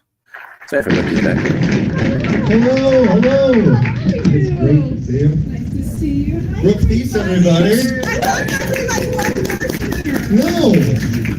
Have you See your seat. faces. I gotta do a fun intro and then Okay. we'll go right into it. Okay. All right. Are we gonna dance on the tables too? Not yet. That's the last act, all right? I can talk. Yeah, they're in most of the 1986, microphones. then unknown Rennie Harlan makes Nightmare on Elm Street 4, The Dream Child. It's the highest grossing movie in the Freddy franchise until my girlfriend's favorite movie, Freddy vs. Jason. Harlan would go on to direct Die Hard, Cliffhanger, and my not so guilty pleasure, The Adventures of Fort Fairlane. But one thing he didn't direct was Just the 10 of Us. No. Which was a spin-off of Growing Pains about a very productive Catholic family. And it starred one MC child, which was Heather Langenkamp, and the other one was you, Brooke. And also Joanne Willette was in number 2. Whoa! She's in the bus scene. The Okay. very opener. Joanne Willette plays the kind of bookworm, irritated by it. It's not. Is it one? Yeah, it's on. It's on. Come through.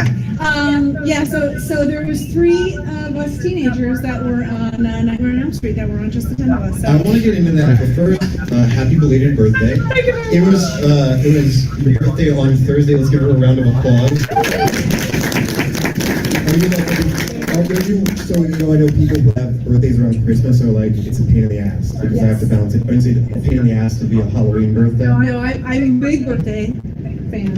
So I love my birthday. I love people's birthday. I believe we should I'm level 56. Hell yeah. Because I kind of you just kind of do Halloween. It's towards the end. So my daughter's on the 21st and I'm on the 23rd. So Halloween is. Birthdays, Halloween, and then I hate Christmas. Sorry. I go all out for Halloween. And I've been trick-or-treating. I just said this. I have been trick-or-treating, and I'm not kidding, for 55 years. Whoa. So I trick-or-treated as a child, all the way up till I was 24 years old, and I would beg my friends to come trick-or-treating with me because they were embarrassed. Sure. So I was 24 and I got my friend Robin Lively. I don't know if anybody knows who Robin is from Teen Witch. And I have a picture to prove it. I said, just come over, I'll put a fucking bag on you and you can be an Anna. Like a silver foil. Anything for a Take 5. Tin foil on her head or something. She's like, okay, whatever. And so we went out, had fun, but it was the first time somebody said, aren't you a little old to be trick-or-treating? And I cried. I was like, I guess I can't do this. And then I had a baby, and I was like, oh, my infant would like some candy. So I got to dress up and take him out. And his 13th year when he was like, Mom, I don't really want you to trick-or-treat with me. And I was like, that's okay. I have another baby. So I took my daughter out. And last year she turned 16, and I said, just humor me.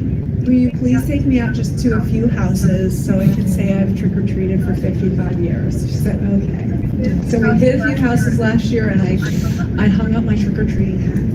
Oh, look, it's been a long, Maybe I'll have a grandbaby. glorious journey. You've had probably many full-size Kit Kats to speak Oh yes, exactly. And then just I get everybody has to dress up. And my husband's humorous me, and I always throw some kind of mask on, and I come down like. It's like, holy shit.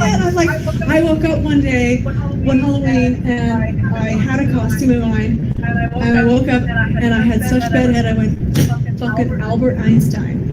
So I'm up in my room and I pulled this Albert Einstein. I've got a cotton ball mustache, and I come downstairs and my husband's like, oh God. You look like Albert Einstein. I didn't even have to touch the hair. It did it for me. And you're like, if I don't get candy tonight, I'm robbing a nude. Anyway, I love Halloween. That's great to hear. We are here. All right. She was a lot of fun. That was a good panel. All right, let's be sure I'm still streaming. So far, so good. Yeah, cool. Awesome.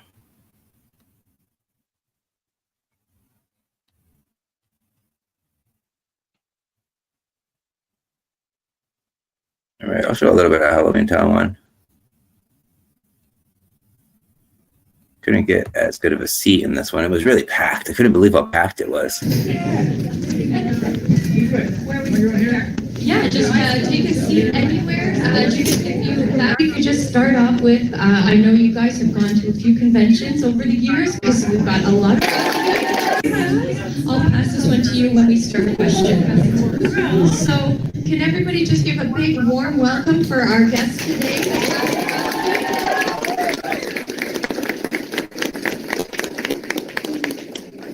All right, so I'd love to just get right into it because we've got a lot of folks showed up here today. Really excited to talk to you all. Maybe we could just start off with, I know you guys have gone to a few conventions over the years. Can you just start us off with maybe some comment, like what's the question you get asked most about Halloween Town, about the legacy of that franchise when you come to a con or you speak to fans? Go ahead. I feel like the most obvious is the incredible, legendary Debbie Reynolds. And the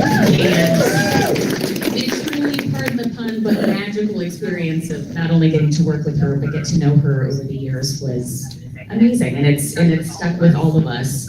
And she just was light and love and humor and wanted everybody around her to shine as brightly as they could, and that definitely made an indelible impression on me when I was younger. I'm so very grateful for my time with her, but that's probably most often discussed, and we enjoy the heck out of it because we loved her so much.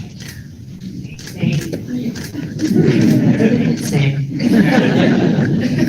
I get asked a lot, did you guys get together? Because you're married if you didn't know you're married. I approve. Did you guys know while you were filming? We could see the chemistry. Have you been together that whole time? And no, we haven't been together since we were children. We took about a decade off, kind of lost touch and everything, and she got a hold of me and asked me if I wanted to do some funny little sketches that her and her friends were doing. It had been a while, and then we caught the feelings, and here we are. Do you want to hear my side? Settle in. So Kimberly calls me and says, so I'm dating somebody you know. And I was like, really? Who? And she said, Cal. And I said, Cal who? And she said, young Cal. Young Cal? Excuse me, madam, what are you doing? And she said, young Calabar? And I was like, Daniel Koontz? What a cutie! And the rest is history. She came to our wedding. And it was a beautiful wedding, and we all cried and danced and drank. Well, kind of going off of that, just if we can for a second, I know that this year there's another film coming out starring both of you that is Halloween centered. Can you speak a little bit about coming back together for Hall Out for Halloween? Sure, yeah. We were so excited. Halloween is on Hallmark. It's the third in their popular movie series that started with the Holly movies that was based around that other awesome holiday, Christmas. So we were fans of the movie series, and then they did the third one surrounding Halloween. And they asked us to play the neighbors that move into the neighborhood and inspire everybody to celebrate the spooky season. So we were truly so excited to get to come and play. And the movie star Lacey Chabert was Brown, and I've known Lacey since I was a kid. So it was just fun on so many levels. Was she in your wedding? Yes, she was. Oh, she was a bride. Yes, she was great. So that is now out on. It came out on Hallmark. It's on Hallmark Plus, which I'm not 100% sure is up here in Canada, but that's where you can find it now. And we get to play husband and wife in it, which I should let you speak to the rest of that.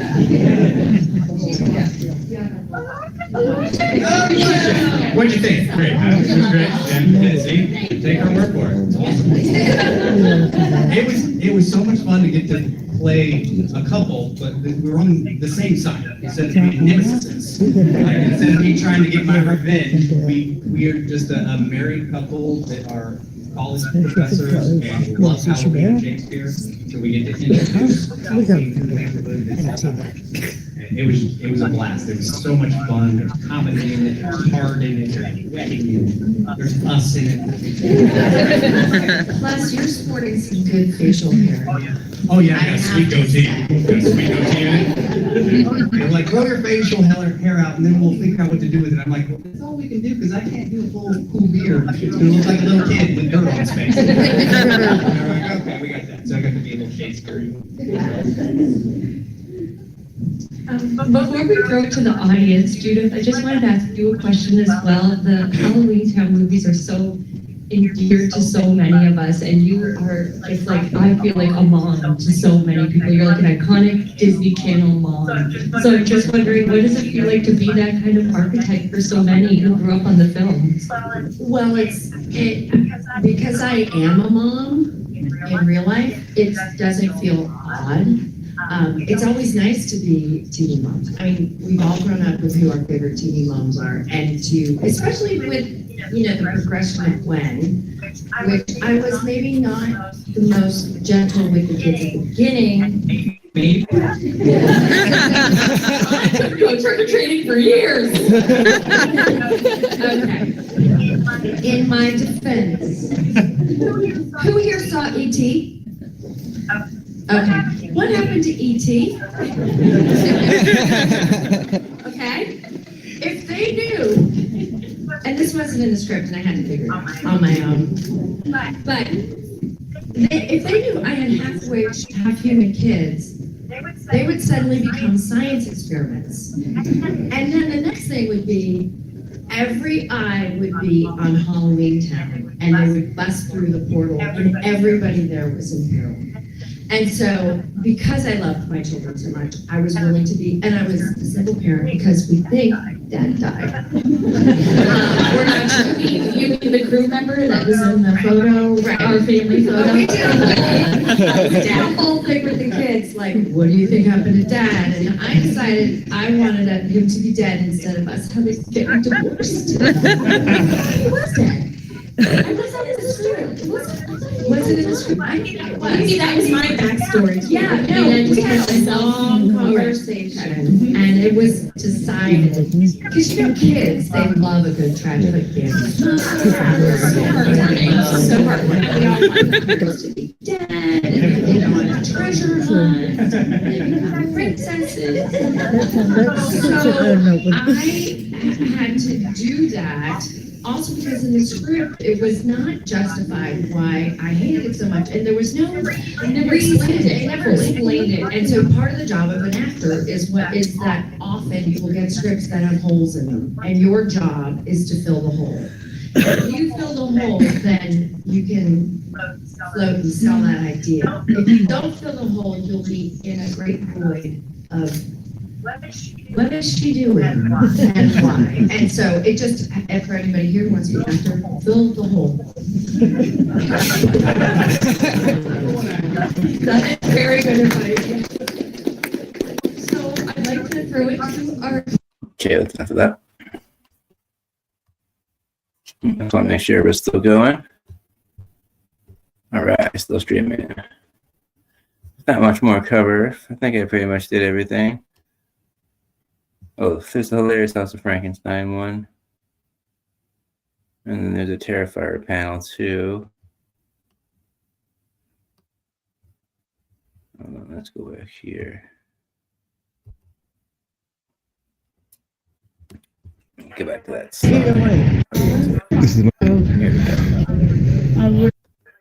Here we go. Okay, so let's do the child actors. So we have John Franklin from Children of the Corn, Miko Hughes, who's from Pet Sematary. Jackson Robert Scott is from It. And Anatola Rose is from Terrifier 3. That one's here. Let's don't do drugs. That's one thing that's fun with me. That's because it's been so important to her.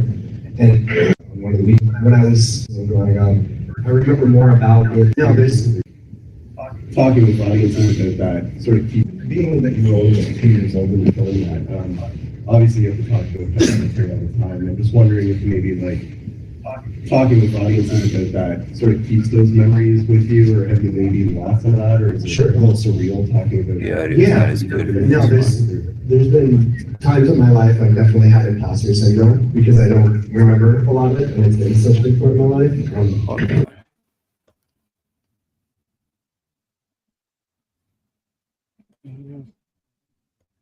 Is the audio okay?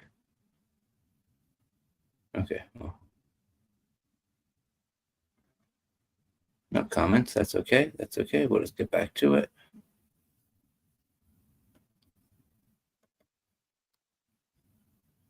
Not too much. Don't do drugs. Let's look at the class. You're welcome. The only thing that's going with you crazy.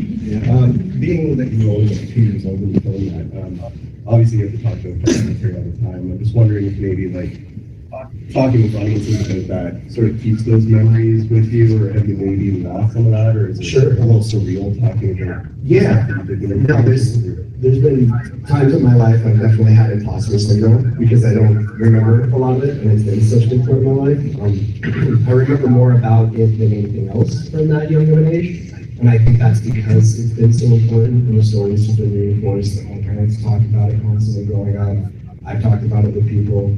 I do think I have some vague memories, but at this point, like anything, they're memories of memories. Yeah.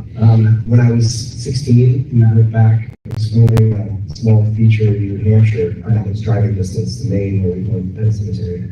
And we took, on one of the weekends, my mom and I drove up to the house where we filmed and knocked on the door, and the family was very kind. They let us come in and make tour. And excuse me, it was kind of surreal because it was immediately familiar. I knew I'd been in that house before. I couldn't tell you where anything was, but I would walk through the doorway and be like, "Oh, it's this room. Yeah, this room is connected to that room, obviously." Like it was like going to a grandparent's house you hadn't been to since you were a child, essentially. So it's in there, but it's pretty big. Yeah. And quick follow-up, I guess, for the younger guys. Do you guys look forward to talking about It and Terrifier I mean, I know that It is just timeless, so I know it's never gonna, the questions are never gonna stop, which I love. And honestly, I'm just can't wait to see like how the whole like lore of Stephen King in the entire universe, not just It, but like I was again last night going down the whole Welcome to the rabbit hole.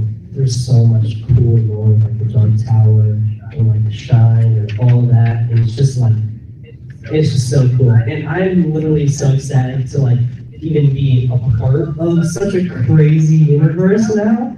And yeah, I can't wait to talk about it. And no matter like how old I am, because I mean, the first movie I ever did, I mean, you never forget your roots. And so much about acting because of it. And like, honestly, I have to basically credit my career to it. I mean, that's pretty much how my career started off.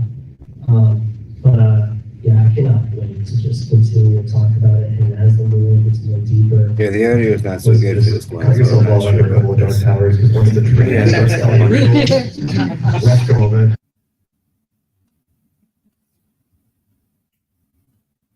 So I got some pictures here. Oh yeah, there's the Child's Play one. Can't forget this one. Christina Elise and Alex Vincent. Everybody, my So name is nice. Andrea Cincinnati. I'm the executive editor of Rue Mark Magazine. I'm never late. Never late. You're not technically late, you still have a minute. Thank you. Doing it just for fun. This is a channel on YouTube for a long time. It's at videovegan.com. Yeah, I love you having several. I had a vegan cooking channel on Again, I YouTube for a long apologize for time. the It's at audio if you can't hear it, but I'll play I 2 did like minutes of 150 this. episodes of that. Just a short clip. Contrary to what everyone else did during COVID, which was start a podcast or start a YouTube channel, I stopped during COVID. It's one of those things where you have nothing to do that you do even less. So I stopped it. I also wrote a novel called Bathing in the Single Girl. It's a very raunchy comedy. Is that you? And I used to throw raves back in the 80s. I used to promote them. I used to own them. I was the one that took your money. So you guys need to be working together and throwing Child's Play raves. When? Yeah, I convinced her to do a podcast with me. Did that for about a year. It's called Chucky Talks. Yeah. ChuckyTalks.com. We interviewed Jennifer and Brad and a bunch of people from the show. I love that you guys have kept in touch after so many years, because I can only imagine what that must have been like on the set of Child's Play. You being so young, Alex, and kind of needing a stepmom in addition to... Yeah, I suppose so. I mean, the bond was kind of instant back then. And it is with all of us. I'm very, very close with Dawn. Jennifer is just the most fun person in the world to hang out with. So, yeah. So let's kind of go back to the beginning of this project, I guess. Like, for you, Christine, like, you get this script and it's a killer doll. What are you thinking? Yeah, it's funny. I'm an actor as a profession, so any opportunity to get any job is exciting. And that was a big part, a really fun part in a big movie, which was really exciting. But it's a common misconception with people that actors' resumes reflect their taste in television and movies. It's not the case. It reflects what they were offered, really. Unless you're, Jennifer Lawrence or something, you're not picking and choosing, you're taking what they give you, So I would really have preferred to do Schindler's List, but I got an episode of Matlock. So that's what I did. You get Schindler's List. So, but this is a particularly exciting job, and because there was a kid on set, and because Don is such a great guy, like he mentioned earlier, I think you weren't here, but that it was a really friendly, upbeat set, and not all sets are. So it was a really fun job, and I would come in on days I wasn't even working, just to hang out and be there. Love that. I have read screenplays before, like when you love your favorite horror movie and you want to see how different it was from its original script. I have tried to read screenplays and I can't picture the movie in my head. So I guess what I'm trying to get at is you get the script for Child's Play. It's violent, it's gory. The language is like, every time I watch it, I'm actually struck by some of Chucky's vitriol. Like, it's very misogynist, it's very hateful. So, like, did you kind of know right away if this would be a comedy, a horror film, like what beats it would hit? No, what's interesting to that point is that we don't know what the doll's going to look like. True. They are practical effects, so they happen in front of us. But how it looks in the frame and lighting of the film makes such a big difference. And so that's always kind of the fun part. It's a super fun part with the TV series because we're watching it week to week with everybody. But yeah, no, we don't know what I don't know what to expect. You also don't know what to expect from certain actors. Like when I read the script with the character of Nadine from the TV show, I was like, oh, this fucking kid is such a pain in the ass. I was so like, I hate this kid. And then cast the woman, I forget her name, but she was so wonderful. She made Nadine so lovable. So that you can't envision that in your head either. You can't see. And I've done scenes, like I did a scene in 90210 a long time ago, and there was a scene where Jason Priestley's character is breaking up with me. And I got so emotional in that. Say, What? We were also mad at that. Dylan, what are you doing? But I sort of got emotional in the scene, and he anticipated that I would be confrontational, and sort of took him off guard that I didn't react the way he anticipated. So that happens on every set where you can't really predict what. And sometimes the weather comes and changes, and it's raining all of a sudden. It wasn't supposed to be raining, and so all kinds of things happen that you have to just roll with. And going back to the practical effects, I wonder if you have any anecdotes about working opposite nothing, or working opposite something that looks nothing like what it's supposed to. Well, I mean, the reality is Chucky has become a character. We don't see Brad. Brad's not there, but his voice is. And because it's on playback live in front of you, if you want to make it feel like another actor, it's pretty easy, especially after 30 years of doing it. But, yeah. The doll really is very convincing. What you see on screen is what we see in real life, But as to acting to nothing, I did a fuck ton of that in the second movie because Alex was a kid and he had child labor laws that applied to how long he could be on a set. And the doll took 9 puppeteers that were all union actors on just a one union actor. So Chucky cost a lot to have on set too. So after they shot the establishing shots and sort of the geography of the scene, and they come in for closer shots, they'd shoot Alex up and send him home. Then they'd shoot Chucky up and send him home. And I would do my scenes to tape on. That blue tape is Andy and that red tape is Chucky, and there was literally nobody there. And I'm not a trained actor, I'm just winging it. So it was challenging, And so I imagine you had somebody voicing or like reading for Chucky that wasn't. Sometimes it's on playback. It's Brad's voice. It's usually Brad's voice, but sometimes. Oh, even like while you were working. Yeah, oh, great. Okay. But every now and then it's one of the puppeteers. Because Don will write things on the fly on set and change things, and so we don't have the pre-recorded version of it to use. Interesting. Every now and then we have someone like a certain supervisor type person or an AD who ends up reading some stuff. And there was this woman AD who read a couple lines in a TV series, and I remember her saying, "Get up, kill the twink." Stop laughing. That's what was kind of the point,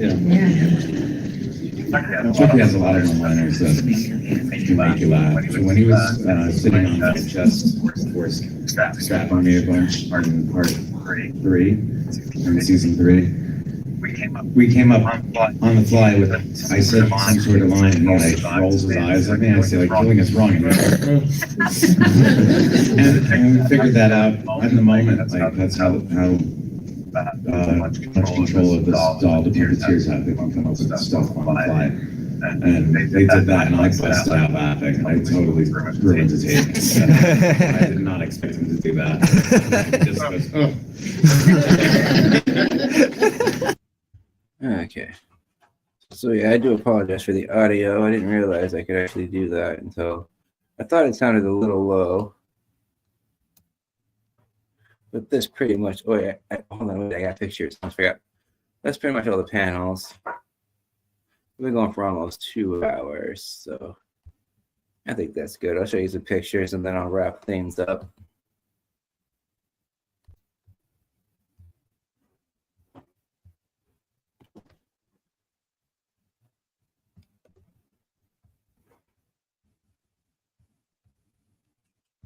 There's Halloween Town. By then, there's Georgie from It. Hold on. Forget his name.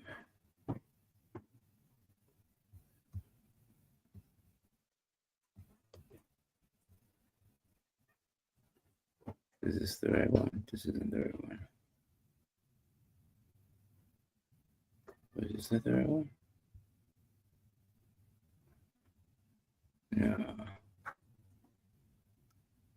We got Bill Moseley, Michael Berryman. I can show a little clip of that one too.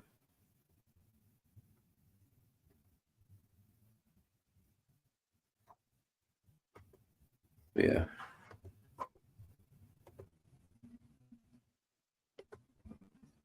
Oh, these are that was the killer panel, the mass killers. From Scream 6, Thanksgiving, and Hard Eyes.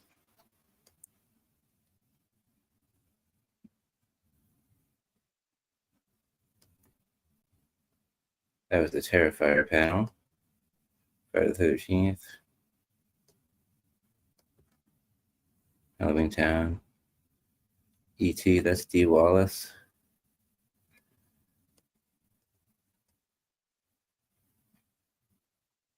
That was the Terrifier, that man. Richard Brick. Couldn't get a picture with him, but it's not a bad picture of him.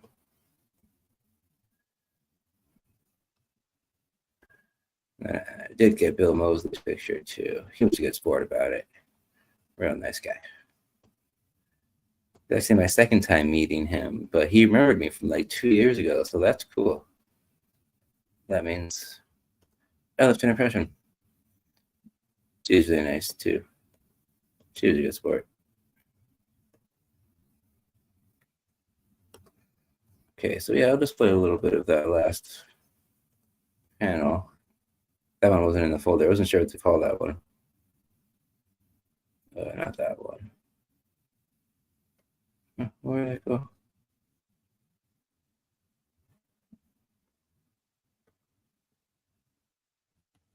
Oh, this is it. That's why. Okay. This will be the last one I'll show. We'll all wrap things up. And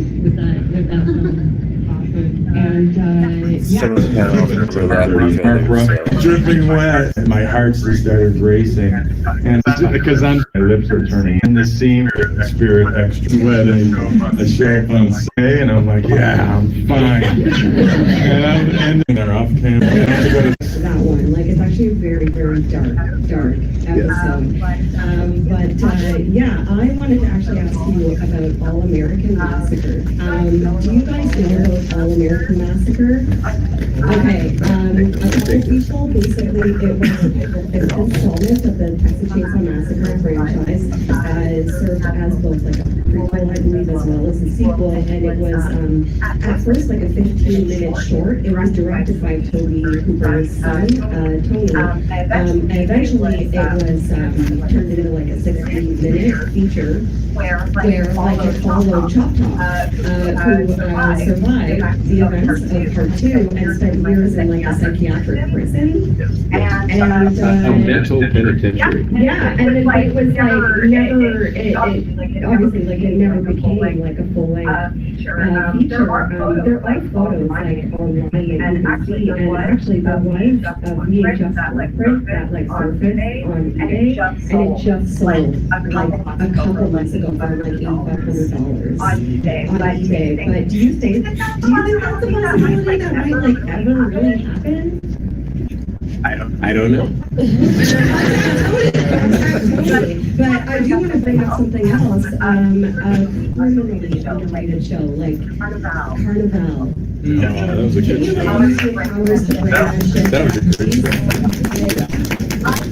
That show is so good, and it's so unfortunate that it was canceled. And I also, like I mentioned with Michael, like I wish I had like just hours to like sit here and talk about, because your careers are just so fruitful, and like you've done like so many wonderful things. Obviously, like Texas Chainsaw Massacre 2, and then Dead, The Chosen Being, I'm Dead, wonderful film, Army of Darkness. You know what's also one of my favorites that I just recently watched? The Convent.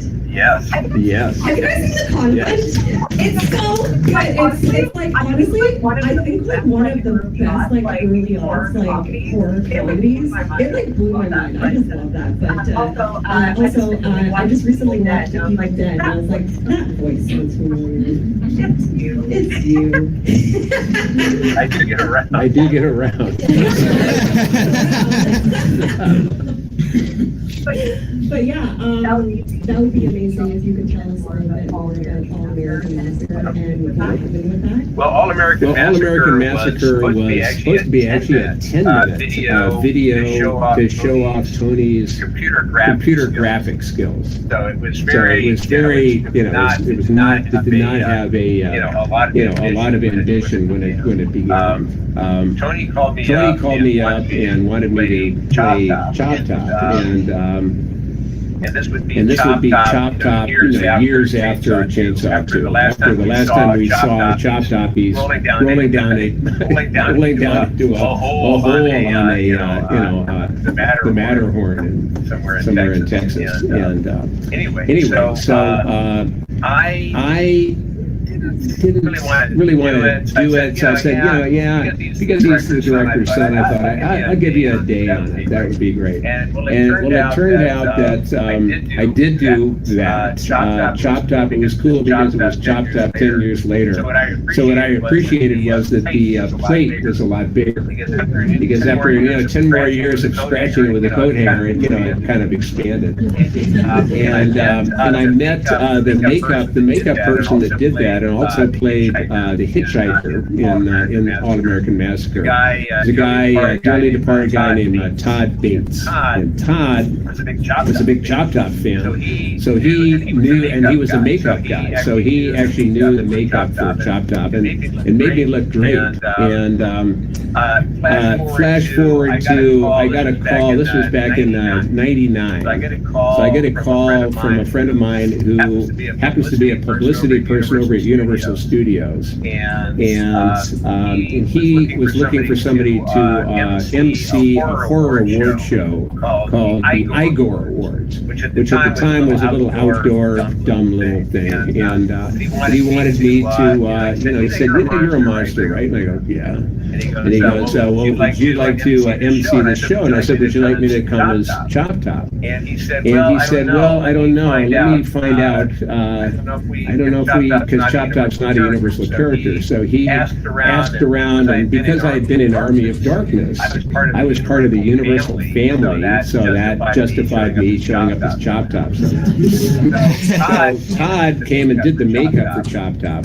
And so I got a raggy tuxedo, and I emceed this little horror award show, and in characters Chop Top. And one of the award recipients back in October of '99 was a guy named Rob Zombie. And so I was going in, and here he is, Rob Zombie, doing the Chop Top thing. And Rob comes out, sees me, and goes, "Holy shit, it's Chop Top!" And he told me later that he thought, that guy's doing a decent Chop Top, not great, but then it's like, holy shit, it's Chop Top. And because of that, that's where I first met Rob. And then like a month later, I got offered the part of Otis in House of a Thousand Corpses. And so thank you, All American Massacre. That basically, it just shows you that sometimes if you say yes, even though it's like, it can turn into something pretty amazing. So that is my All American Massacre story. Also, you never know. I mean, it's still alive. And even though somebody has bought I think they ended up getting some kind of they auctioned off a storage bin or something. I don't know how that work grid and some of those pictures came to eBay, but I'm all for it. I'm curious who bought it. I'm sure they'll show up with it at a convention. It definitely wasn't me, by the way. You're your biggest fan. Exactly. All right. And I think that's a good place to wrap things up. Let's see, how long have I been going for? Oh yeah, it's been 2 hours. Okay. That pretty much covers the whole convention. Here I am. I'm back. Right. So, in conclusion, Frightmare in the Falls 2025 was an absolute thrill. Hold on, I'm blocking the sign. There we go. Ta-da! Hold on. Dun, dun, dun. Yeah, that's better. Going to this horror convention is like slipping into some dark dimension filled with nightmare fuel. everything horror related gets celebrated by the vendors, the cosplay enthusiasts, and the horror icons alike. At the end of the day, we're all horror fans, and that's what we're here for, to celebrate horror. While the convention was smaller this year, it felt more intimate because it didn't feel as overwhelmingly crowded as it usually does the other years in the past. It was a physically exhilarating experience to behold, especially being able to talk to those people that close to them. I highly recommend that you go to Frightmare in the Falls if you're in the Niagara area, and if you're not, that's okay, because it's worth the drive and the flight, no matter how far away you are. And remember, it's not Halloween until you dare enter the dark realm known as Frightmare in the Falls. Once again, I'm Mr. FLIXTER. I hope you enjoyed Horror Buzz Presents Frightmare in the Falls, Night of Fright. Fright Night, if you will. Have a good night. Next week I'll be doing Frankenstein, so stay tuned for that. I just gotta get set up again. Sorry about that, because I had it all set up before, but I got interrupted in the middle.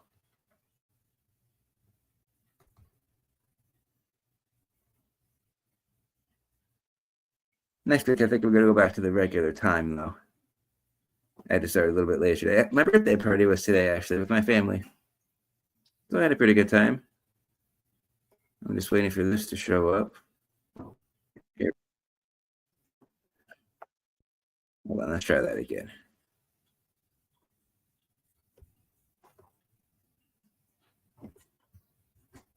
Let's just try this again.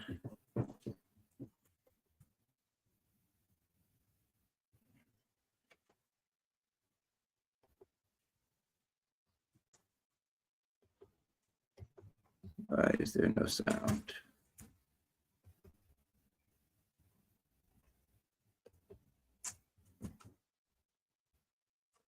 That's weird. There's no sound.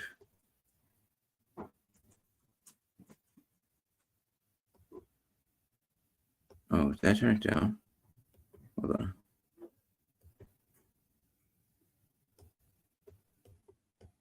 Yeah, I did too. Okay. Did you know that? Okay, there we go. Try that again. So, until next time. I'll see you at the movies. Have a great day. Did you know that I'm a film critic for HorrorBuzz.com?